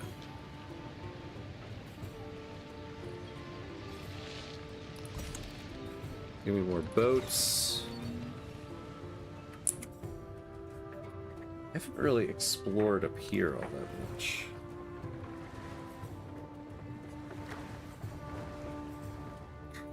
I found that at release, they were overly concerned with balance and multiplayer balance. It shows in a lot of areas in the pre-patch game. Oh, that's interesting. Yeah, the like... So you think they're trying to address multiplayer? It's funny because I feel like I don't know if I've ever really played a multiplayer Civ.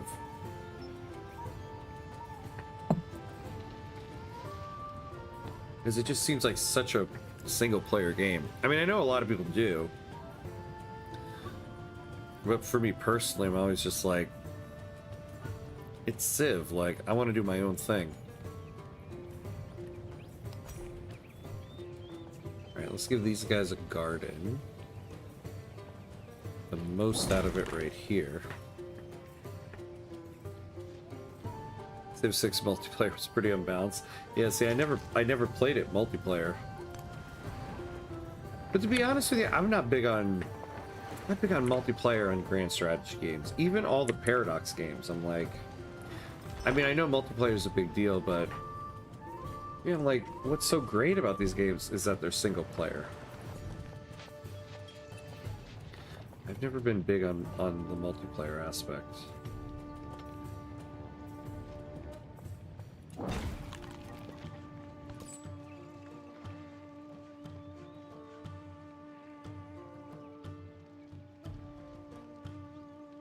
Quite a lot of people are really enjoying multiplayer Civ 7. There's a community dedicated to it. It seems to have caught on to a group of people at least. Oh, that's kind of cool.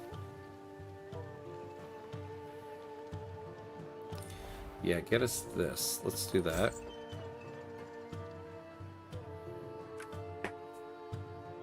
Yields were low, map spawns were always balanced starts. You couldn't snowball as well because hard resets always looming, etc. It was kind of made with some sort of esports in mind and fine-tuning some of the cheeses of 6 right out of the game. Interesting.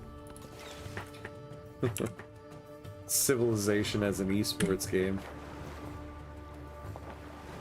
Paradox games are way more annoying than Civ for multiplayer, as controlling the time and pauses is a nightmare. Yeah, oh yeah, that's true. For the few multiplayer sessions I have done, that is an issue. Inventor. Noun.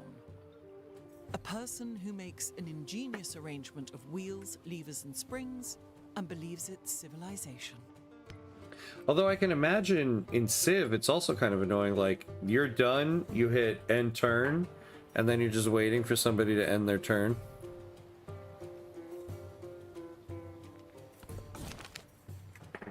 The houses of healing, normally places of quiet whispers and muffled footfalls, overflow. The sick and dying stumble and are carried towards already overcrowded halls. Eventually the healers seal the doors. Some new evil grips the land. Jeez. That's ominous. Yeah, let's get masonry too. We can scoop that up.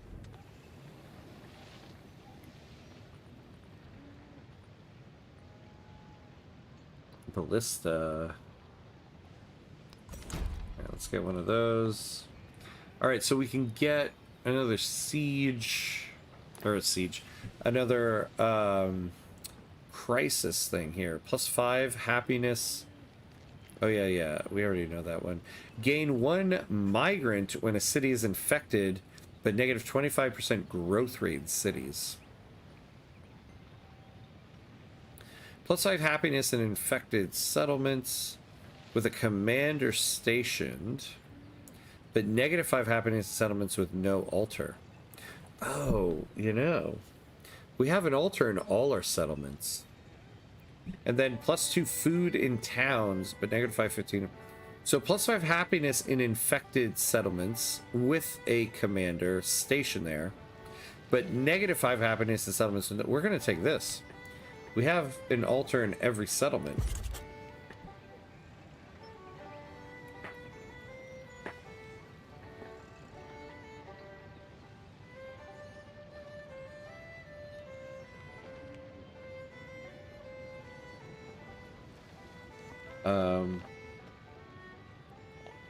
Playing a whole game in Civ multiplayer is the real problem. Everyone jumps out. Yeah. That's why I'm always hesitant to start a game in multiplayer, because I know I'm gonna want to jump out, and I don't want to be that person, so I just don't play.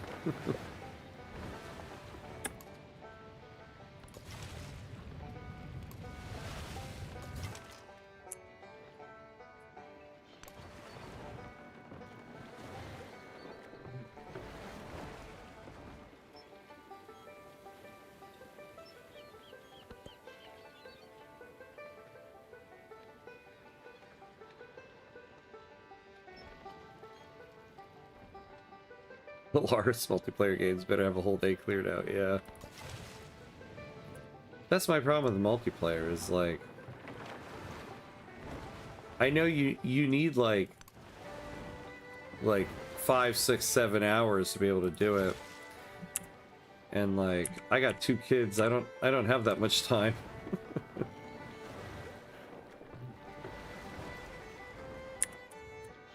I don't have that much time where, like, in a game that I can't pause. That's the problem when you have kids, is you need to be able to pause a game at any moment.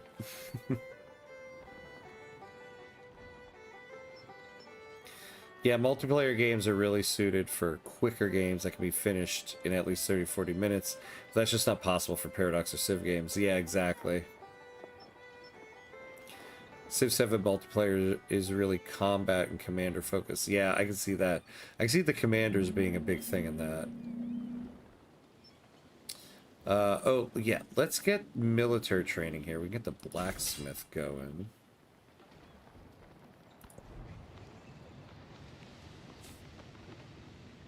Alright. I kind of want to expand the walls, but I don't really need it. We got a lot of happiness.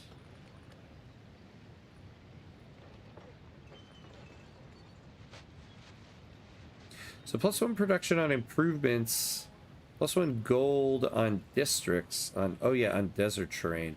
Oh yeah, that's right. So now that this is a city, we should build it there.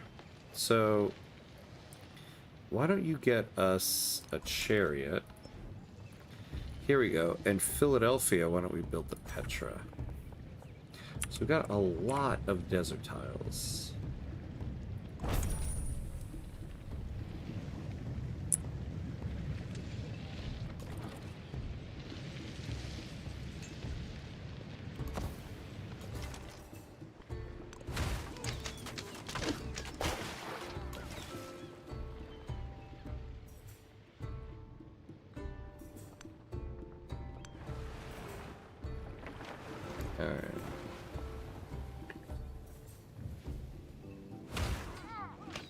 Yeah, that's why I couldn't play it online at all. Same boat as you, got kids. Need to be able to move about, yeah. Unless I'm playing in the middle of the night. Stellaris, that is, yeah. Yeah, like I did one multiplayer session one time. Or at least the last one I did in Victoria 3. And part of the reason why I did was because my mother-in-law was in town, so my wife wasn't completely alone with the kids. But I did feel kind of bad that for like 5 hours, I was like, nobody talk to me, I can't leave my computer.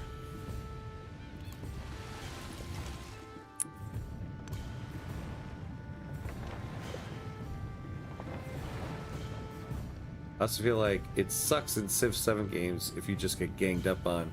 I feel someone always gets ganged up on and taken out just because it's beneficial for everyone else and they spawned in a rough spot. Yeah.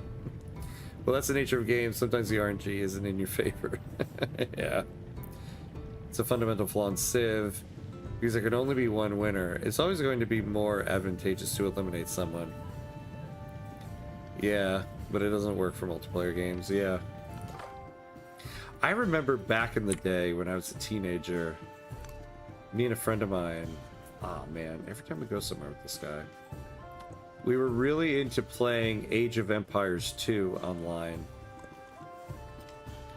And we would build up our towns, I remember, and our military to points where we're like, oh my god, this is the biggest we've ever built our military, biggest we've ever built our towns.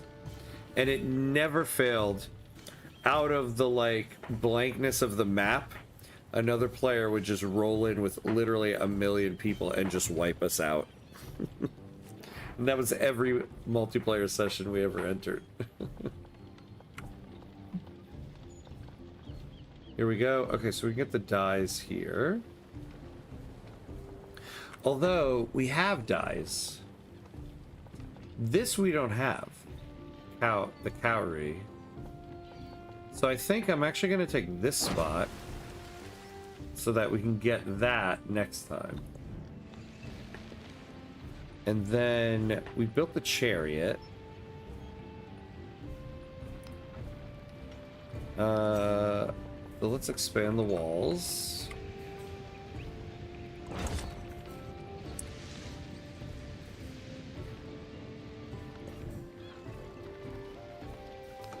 Town focus.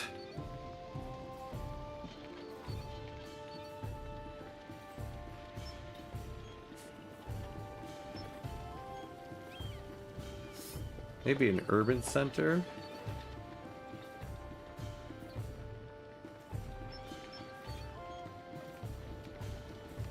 Or a fishing town.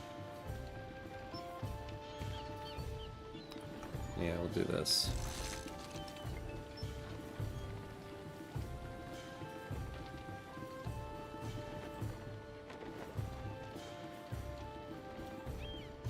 The only Paradox game I've really enjoyed multiplayer are real-time strategy games. Crusader Kings 3. Oh, I've never tried CK3. CK3 is pretty good multiplayer, as there are so many ways you can mess with each other without ending the game. Oh, nice. Funny thing about Age of Empires 2 is that they're still releasing content for it. Yeah, it's just got a bunch of new Civs recently.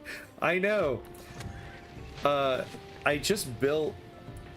So I built my first computer, this one, about a year ago. So like end of January 2025.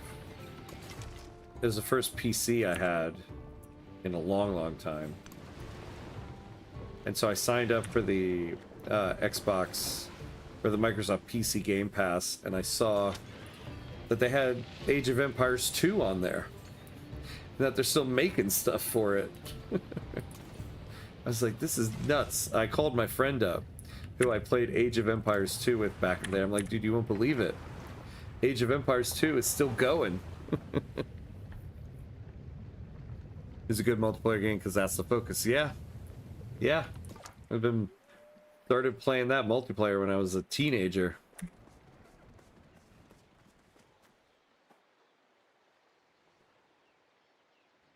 I think that is really the flaw of Civ. Both the multiplayer and single player focus. Like, pick one. Yeah. And see, that's the thing. I think Civ is a single player game. I think it's fine to have a multiplayer option, but ultimately, it is a single player game.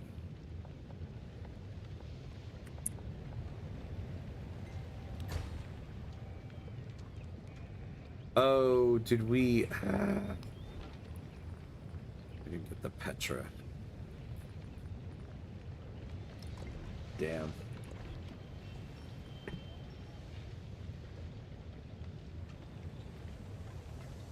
I agree, but I also think it's a flaw with turn-based games in general. If someone's slow, you are always going to be waiting for them, especially if they get in some big war you aren't involved in. Oh, yeah.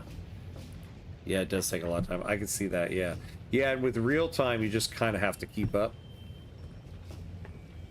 But see, that's also the reason, like, with real-time strategy... Let's build a monument. That's also part of the reason why I don't like multiplayer. So take, like, Victoria 3. I want to be able to like, read the events that pop up. And also, like, plan things out and look at my pops and my culture and figure out what's going on.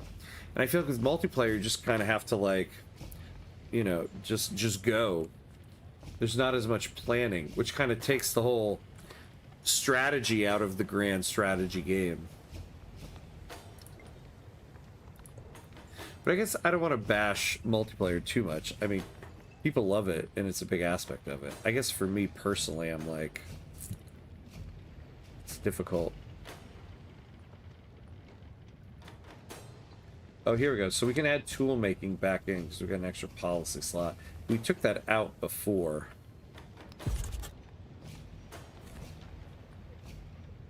Ah, we got the 9 policies. We got the Code of Hammurabi.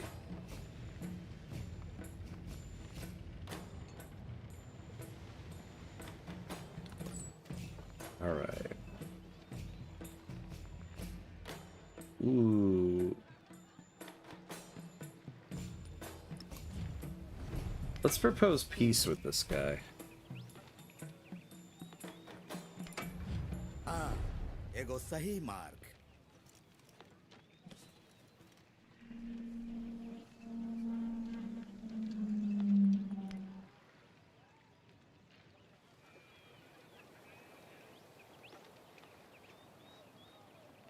In Total War, you can have lots of fun talking about the battles when somebody's fighting, even though you're not in it. Oh, see, that's cool. You can somehow, like, be involved in it. Can I send this guy back home?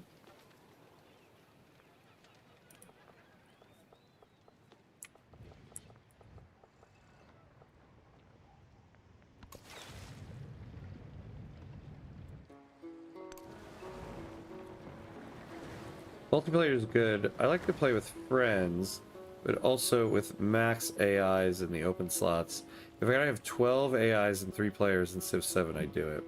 Yeah, see, I think that's the thing. It would be cool to play like a grand strategy game, multiplayer, with people I know. So that I could feel comfortable being like, you know, like, oh, sorry everyone, I'm doing this thing right now. See, like, if it's multiplayer with people I don't really know, I kind of feel bad that I'm like, oh, sorry, can we pause for a second? My son is dying. He's choking. All the world's a Whereas, stage, like, and all the men and women mere if I'm playing multiplayer with people I don't know, my son's choking, I'm like, sorry kid, I can't pause the game.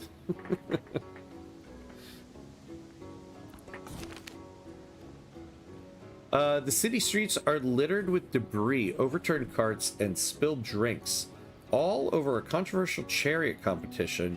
Eventually, the charioteers themselves are urged to try to calm their rioting fans.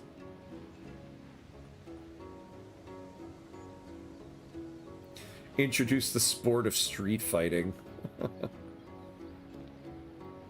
Yeah, let's increase district health. Alright, let's get Coda Laws 2.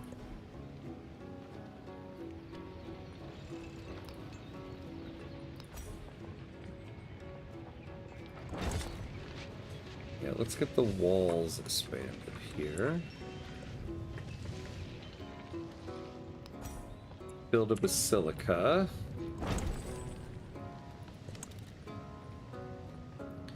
I don't have any slot. Yeah, and then you have the option to save it and pick it up later. In a game of 7 people, you don't know. It gets hard to, like, live. Yeah. Yeah. It gets hard to, like, find ways, you know, find the time. For exactly the reason you just said, yeah. It's kind of like board game nights. Oh, yeah, it's easier to pick back up when there are less people involved. Yeah, good analogy right there.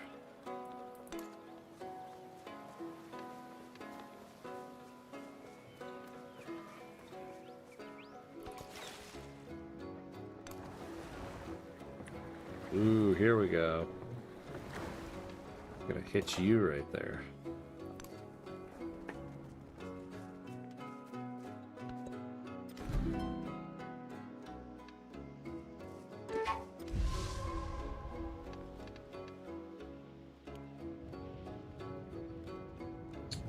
This guy erupted. Look, so we have 2 volcanoes, like, back to back. Oh, this poor thing. The end of the age draws near, yet the people look elsewhere for beauty. If we are to win, they must look to us.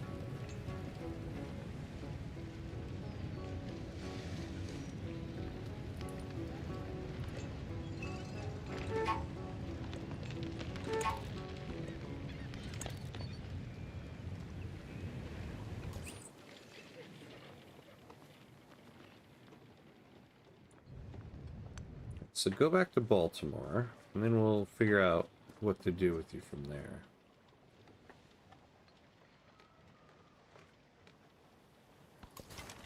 A good friend of mine bought one, and we played it for one night, and are still trying to find another time to play it again. But I think his sister just got a baby, so it's gonna take a while. What board game was it?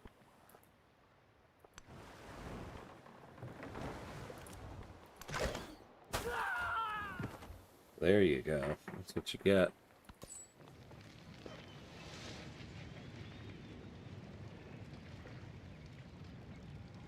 Oh, build a road to a friendly settlement. That's interesting.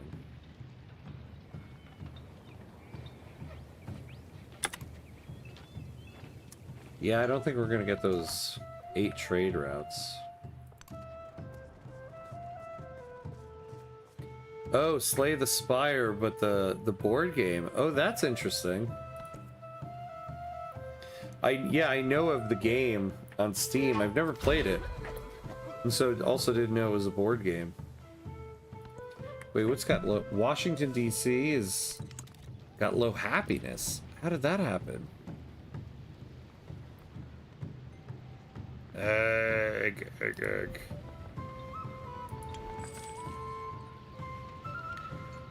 Oh man.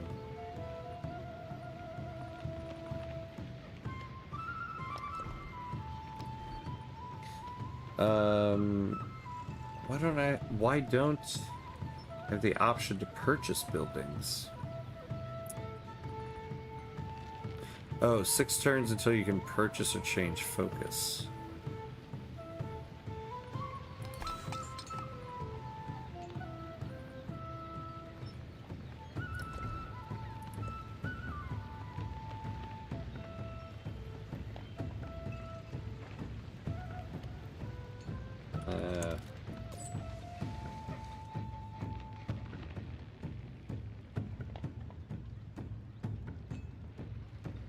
Yeah, you can't buy buildings during unrest. Yeah, it seems like.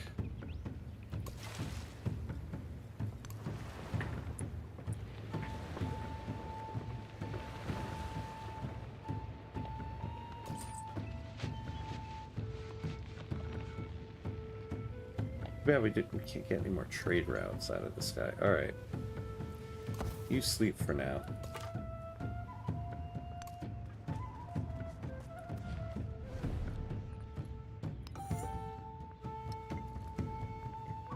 We finally found a city-state.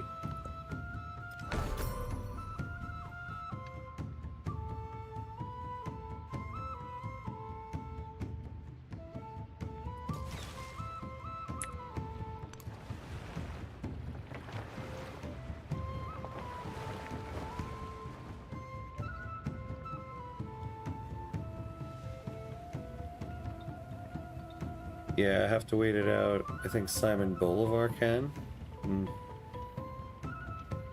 Yeah, can't believe Friedrich hasn't attacked you. I know, right? It's a good thing I backed out of that alliance. You know what this game also makes me think of? Oh man.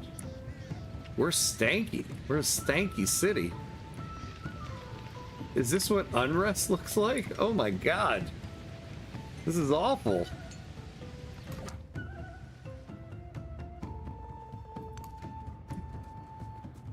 What this game makes me think of is like, oh, the plague, that's right. Yeah, we have a plague going on. That's what it is. Okay. Game Aura History Untold. I gotta try that out again. Somebody bought them. They have new devs, and they've released some updates and everything. And basically, it was an attempt to kind of be like a Civilization type of game, but like economy focused and production line focused, kind of like a mixture of Civilization and Victoria 3. Problem was, the initial release of it suffered the same thing that Civ VII suffered. It was just kind of boring. Not much happened in the game, and it was just kind of like, I don't feel like continuing at this.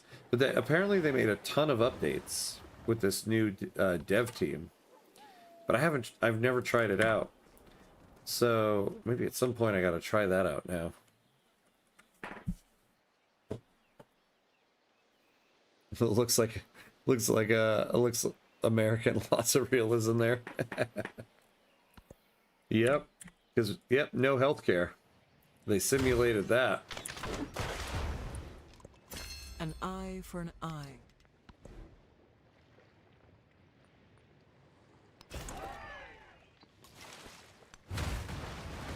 There we go.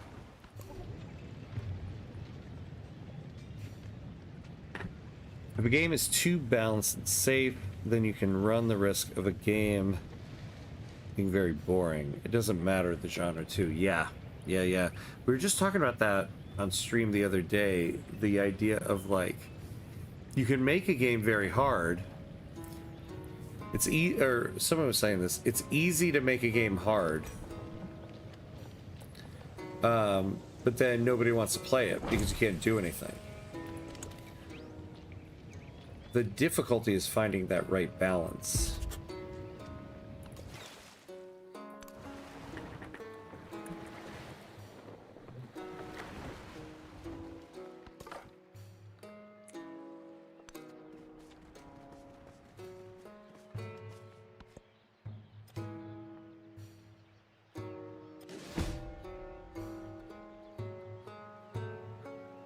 Uh-oh, did somebody just die? Oh no, somebody completed a triumph.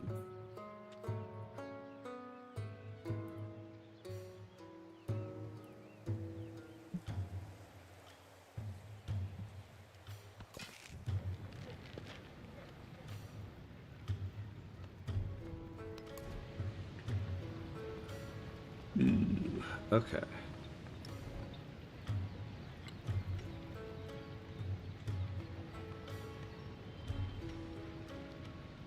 So close to the end of the age. Yeah, I know. It's starting to fade, though. You read my mind. You know, I haven't been keeping up with upgrading the settlements here.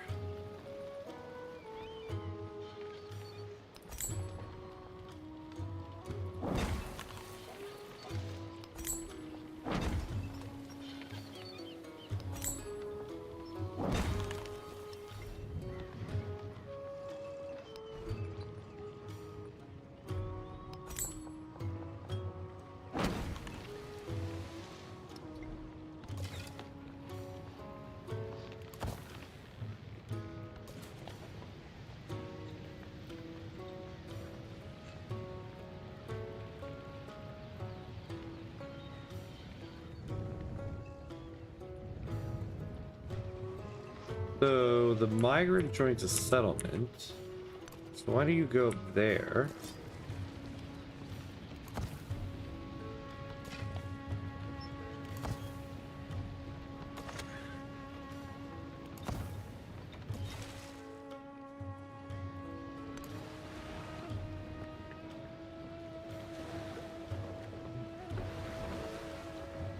I like to call it the Street Fighter problem. Fans sometimes whine about balance. The issue is, if all the fighters were the same, yeah, the game would suck badly. And Capcom knows this. Yeah, right? That's that's great. That's so true. To be fair, you've been going for 4 hours. You normally go for 3. Yeah, exactly.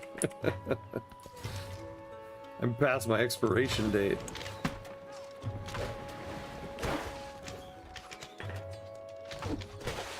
So you tweak here and there, but you have to keep it so that there's strong fighters, yeah, and weak ones, complex ones, and simple ones. Yeah, exactly. It would be very easy to make Street Fighter balance. Just make the game entirely Ryu and Ken clones.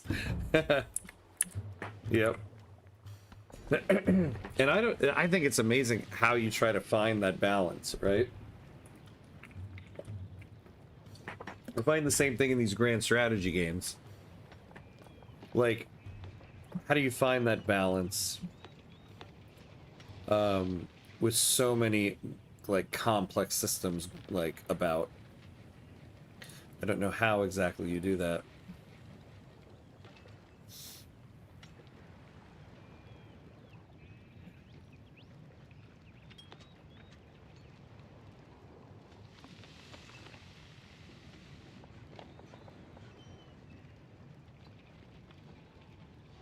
Yeah.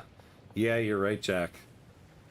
That's EU5's problem right now, finding the balance.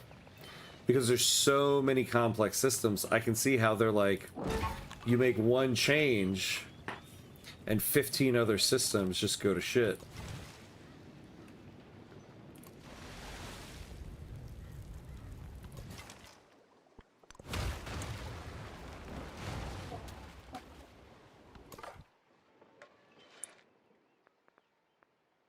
Alright, let's automate that guy now. I think we're okay.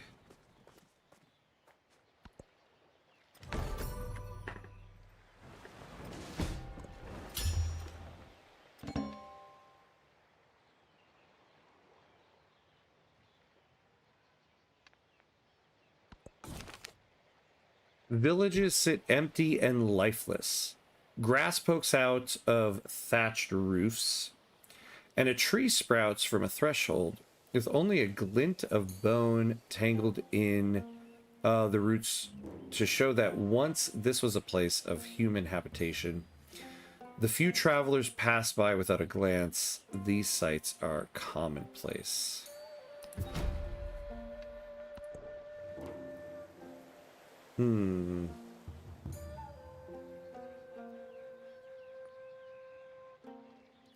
Gain 1 migrant when a city is infected by 100% growth rate.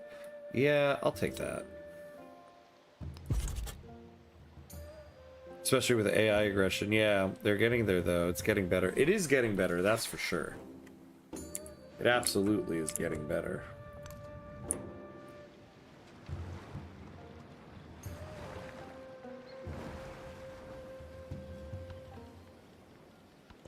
But man, I'm waiting for the announcement of when 1.1 is finally going to be officially released.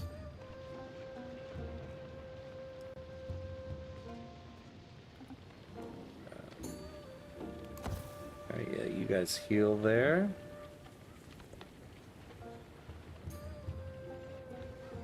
I'm really getting eager to see what Victoria 3 and CK3 have been working on. Yeah, I think next week we're going to get the dev diary for Victoria 3, because they said like end of February. Well, I guess they said end of February, beginning of March. So I guess maybe there's still a little bit of time. But I think starting next week is when we can actually start checking to see if it actually is time. Ooh, hearing some whispers, CK3 might be getting an economy update with the roads. That would be cool.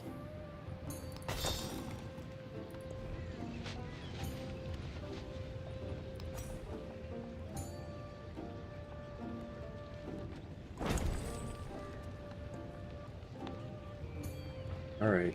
Oh, Philadelphia can get something new. +2 production in cities, or +4 gold. Let's take that. Let's take this one.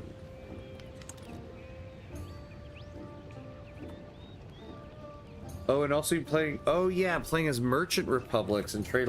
That's right. I have heard talk about merchant republics being a new thing that they're thinking of doing, which would be kind of cool. I think Victoria 3 will be Navy with adjustments to the Army as well. It feels very much guaranteed. I mean, Victoria 3 has made it no secret that what they're looking at next is a naval update.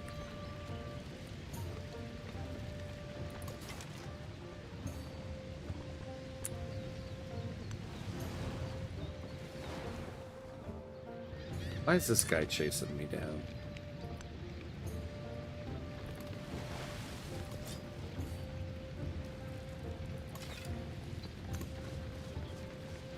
Maybe we can get our archers to go after this guy.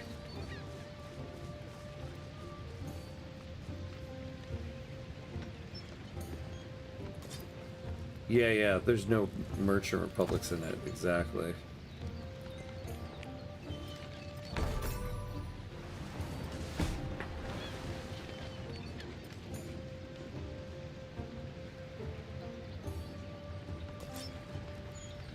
God, an AI player built 7 wonders? How the hell did an AI player build 7 wonders in this?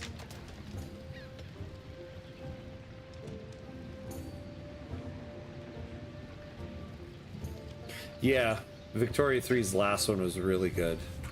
I know. I'm sure they're feeling it like, oh my god, we gotta... I mean, they had a whole year of good DLC last year. All the DLC in 2025 was great. So I'm sure they're like, damn it. I don't know what more we got. Alright, Age of Antiquity will come to an end in 10 turns. So I guess maybe we'll take it to the end of Antiquity here.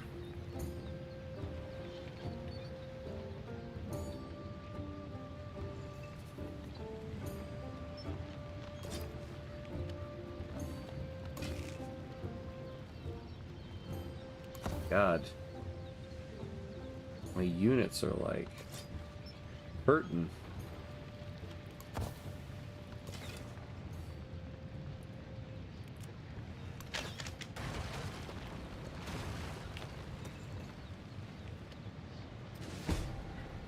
Oh, they had a rough year before last year. Yeah. Yeah, they did. I can't believe people were actually talking like, oh, is Victoria 3 dead?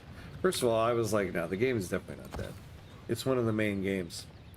But the fact that people were talking like that says something. And then they come out with probably Charters of Commerce, which is probably like one of the best DLCs Paradox has ever released. Inventor. Now.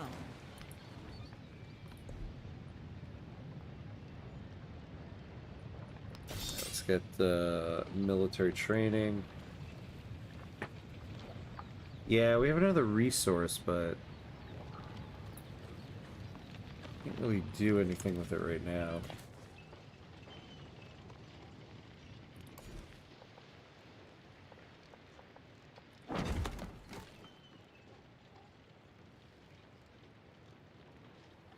I think the DLC with India was a little mixed. The voice of the people is definitely not like, yeah, I don't really get why. Like, voice of the people added in agitators. Agitators is such an amazing part of the game, you know? Aside from that, they've been hitting the mark. DK3 has been mixed. Their big DLCs have nailed it. The smaller ones feel like they have a bit less value. Yeah, like the Coronations one, I know people were like, why do I have to pay for this? This should have been part of the base game. I know that got a lot of slack.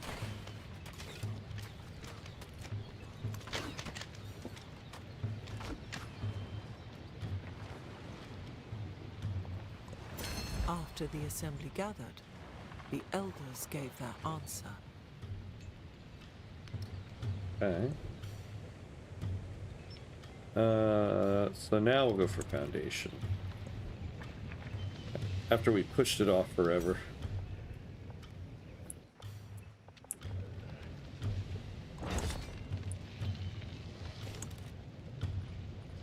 Yeah, we still can't add anything though.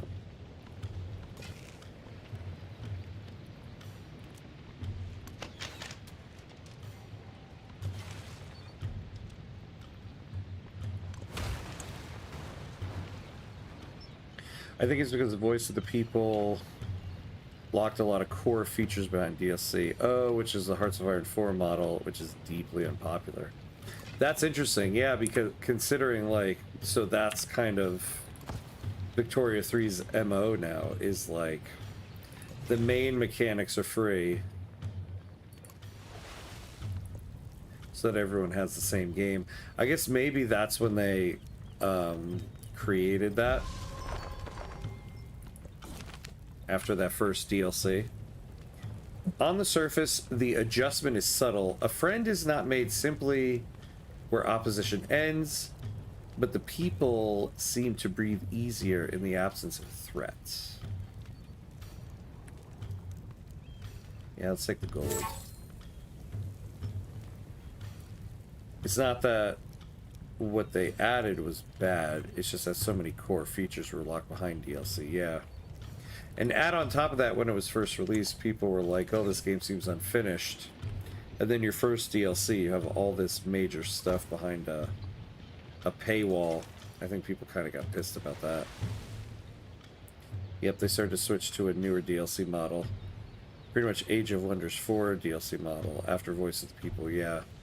That's what I've heard, that's kind of what Age of Wonders 4 has been doing for a while. Which I think is great. I think that really, oh, we met a new civilization right before the end here. Gilgamesh.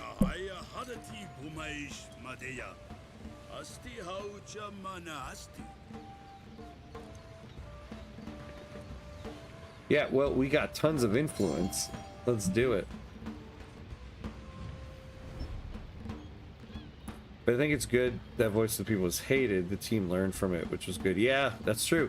That's true. Yeah, we wouldn't have them doing their DLC model now had it not been hated so much. Which sucks, though, because I think some people still talk about Voice of the People as like, oh, you don't really need it. And I'm like, I don't know, man. I think now it is very much needed. Hey, we got a blacksmith. No, CK3 has adopted it too. And it's oh, CK3 adopted it. That's cool. Yeah, I think all of Paradox has kind of learned from that. And I think they learned too that, like, that's how you get players into the game, and then once you get players into the game, they'll buy the DLCs.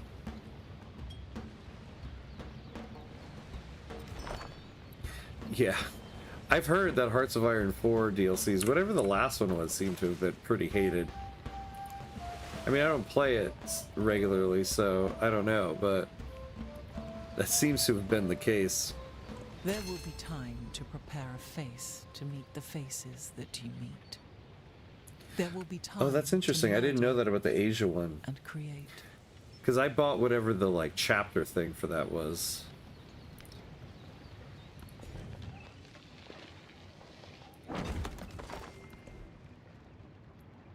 Alright. Oh, skilled trades. Yeah, there we go. 1+1 gold for each imported resource. Oh my god, we can have up to 9 settlements now. Oh, we got a couple more traditions here. Ooh, yeah. No, we'll do merchant class for sure.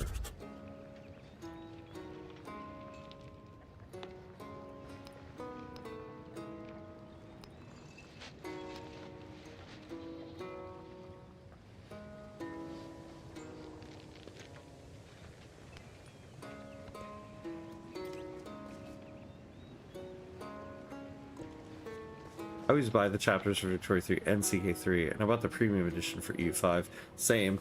Yep. Actually, when I first bought Victoria 3, I bought the premium one. It wasn't until Pivot of Empire that I had to pay for a DLC. The survivors cluster, their eyes filled with memories of what has been lost, but also what remains. Empty lands demand new owners, and fallow fields, new plowings. From the ashes of this land will rise a new birth, and the plague's memories will fade in time like dreams.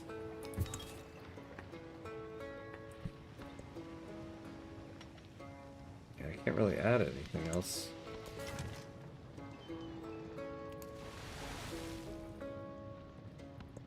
It's the 3 games I know I'm going to play consistently. Yeah, and I trust the teams do value DLC. Exactly.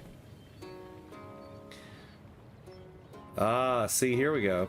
So we can switch to Spain. I guess that's the only one we qualified for.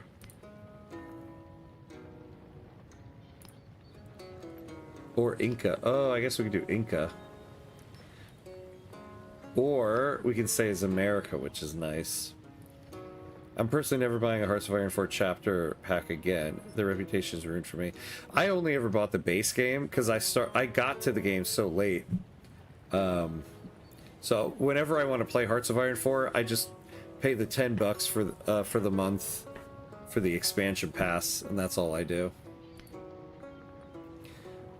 All right, so choose your mementos. I mean, I'm kind of fine with the ones we have. Yeah, I'm kind of interested to see what happens here, too.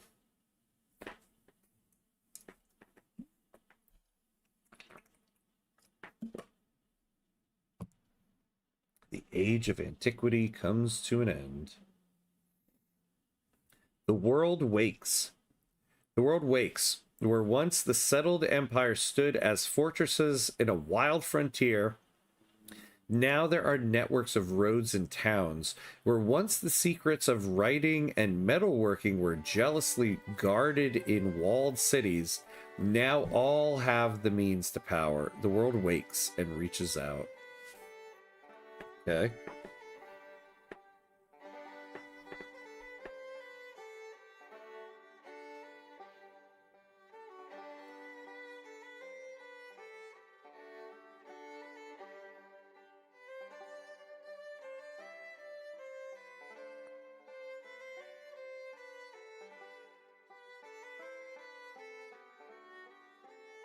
Seems to be a bit smoother now that you don't have to pick up legacy points. Yeah. And you can just pick the Civ and go. This is true. Oh, here we go. The exploration age has begun.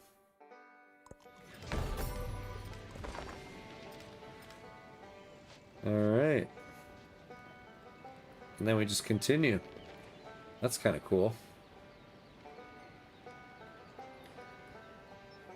All right. Well, I think we've reached our point. We've finished the age, so that's good. I mean, clearly this is great. Yeah, huge improvement. The game, I kind of feel like Civ is back. Civ is back, and Civ VII is it now. I can't wait for whatever this actual update is when it actually comes out. Because unfortunately, I lose access to this at some point next week. Yeah, way better than kicking you to the lobby. Yeah, that's true.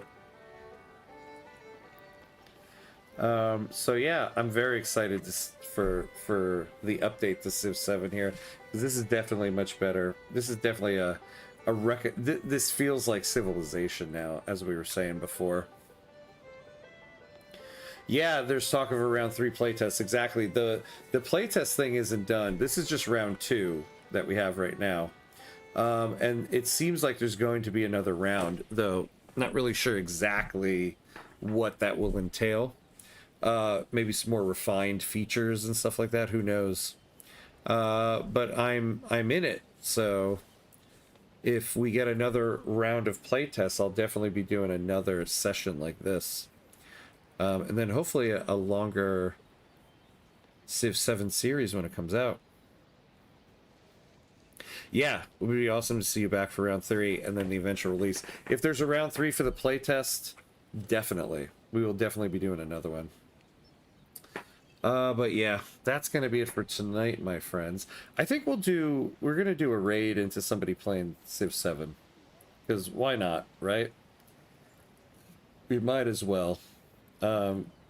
Keep the Civ 7 love going. But thank you everybody for watching tonight. That's it for me for streams this week. Yeah, Jabba, have a good one. I'll see you next week. Yep, awesome stream. Thank you, Jack. Tune in for Tuesday. Exactly. So next time I'll be on will be on Tuesday. We'll be doing some more Victoria 3, and we'll be back next week. But other than that, hey, Karsh, yeah, thank you for watching, my friend. Thanks for hanging out and chatting and everything. I appreciate it. Yes. Oh, yes. Schedule will be on the Discord. The chat's had the Discord listed a couple times. The Discord's also in the description. So join the Discord. I usually post the schedule either on Saturday or Sunday. So you'll see it up there. But yeah, so if you are on YouTube, this will be a good night. If you're on Twitch, stick around for the raid. We're gonna raid into somebody playing Civ VII. But other than that, thank you for watching, everybody, and have a good rest of your night. And as always, be awesome, my friends. I'll see you next time.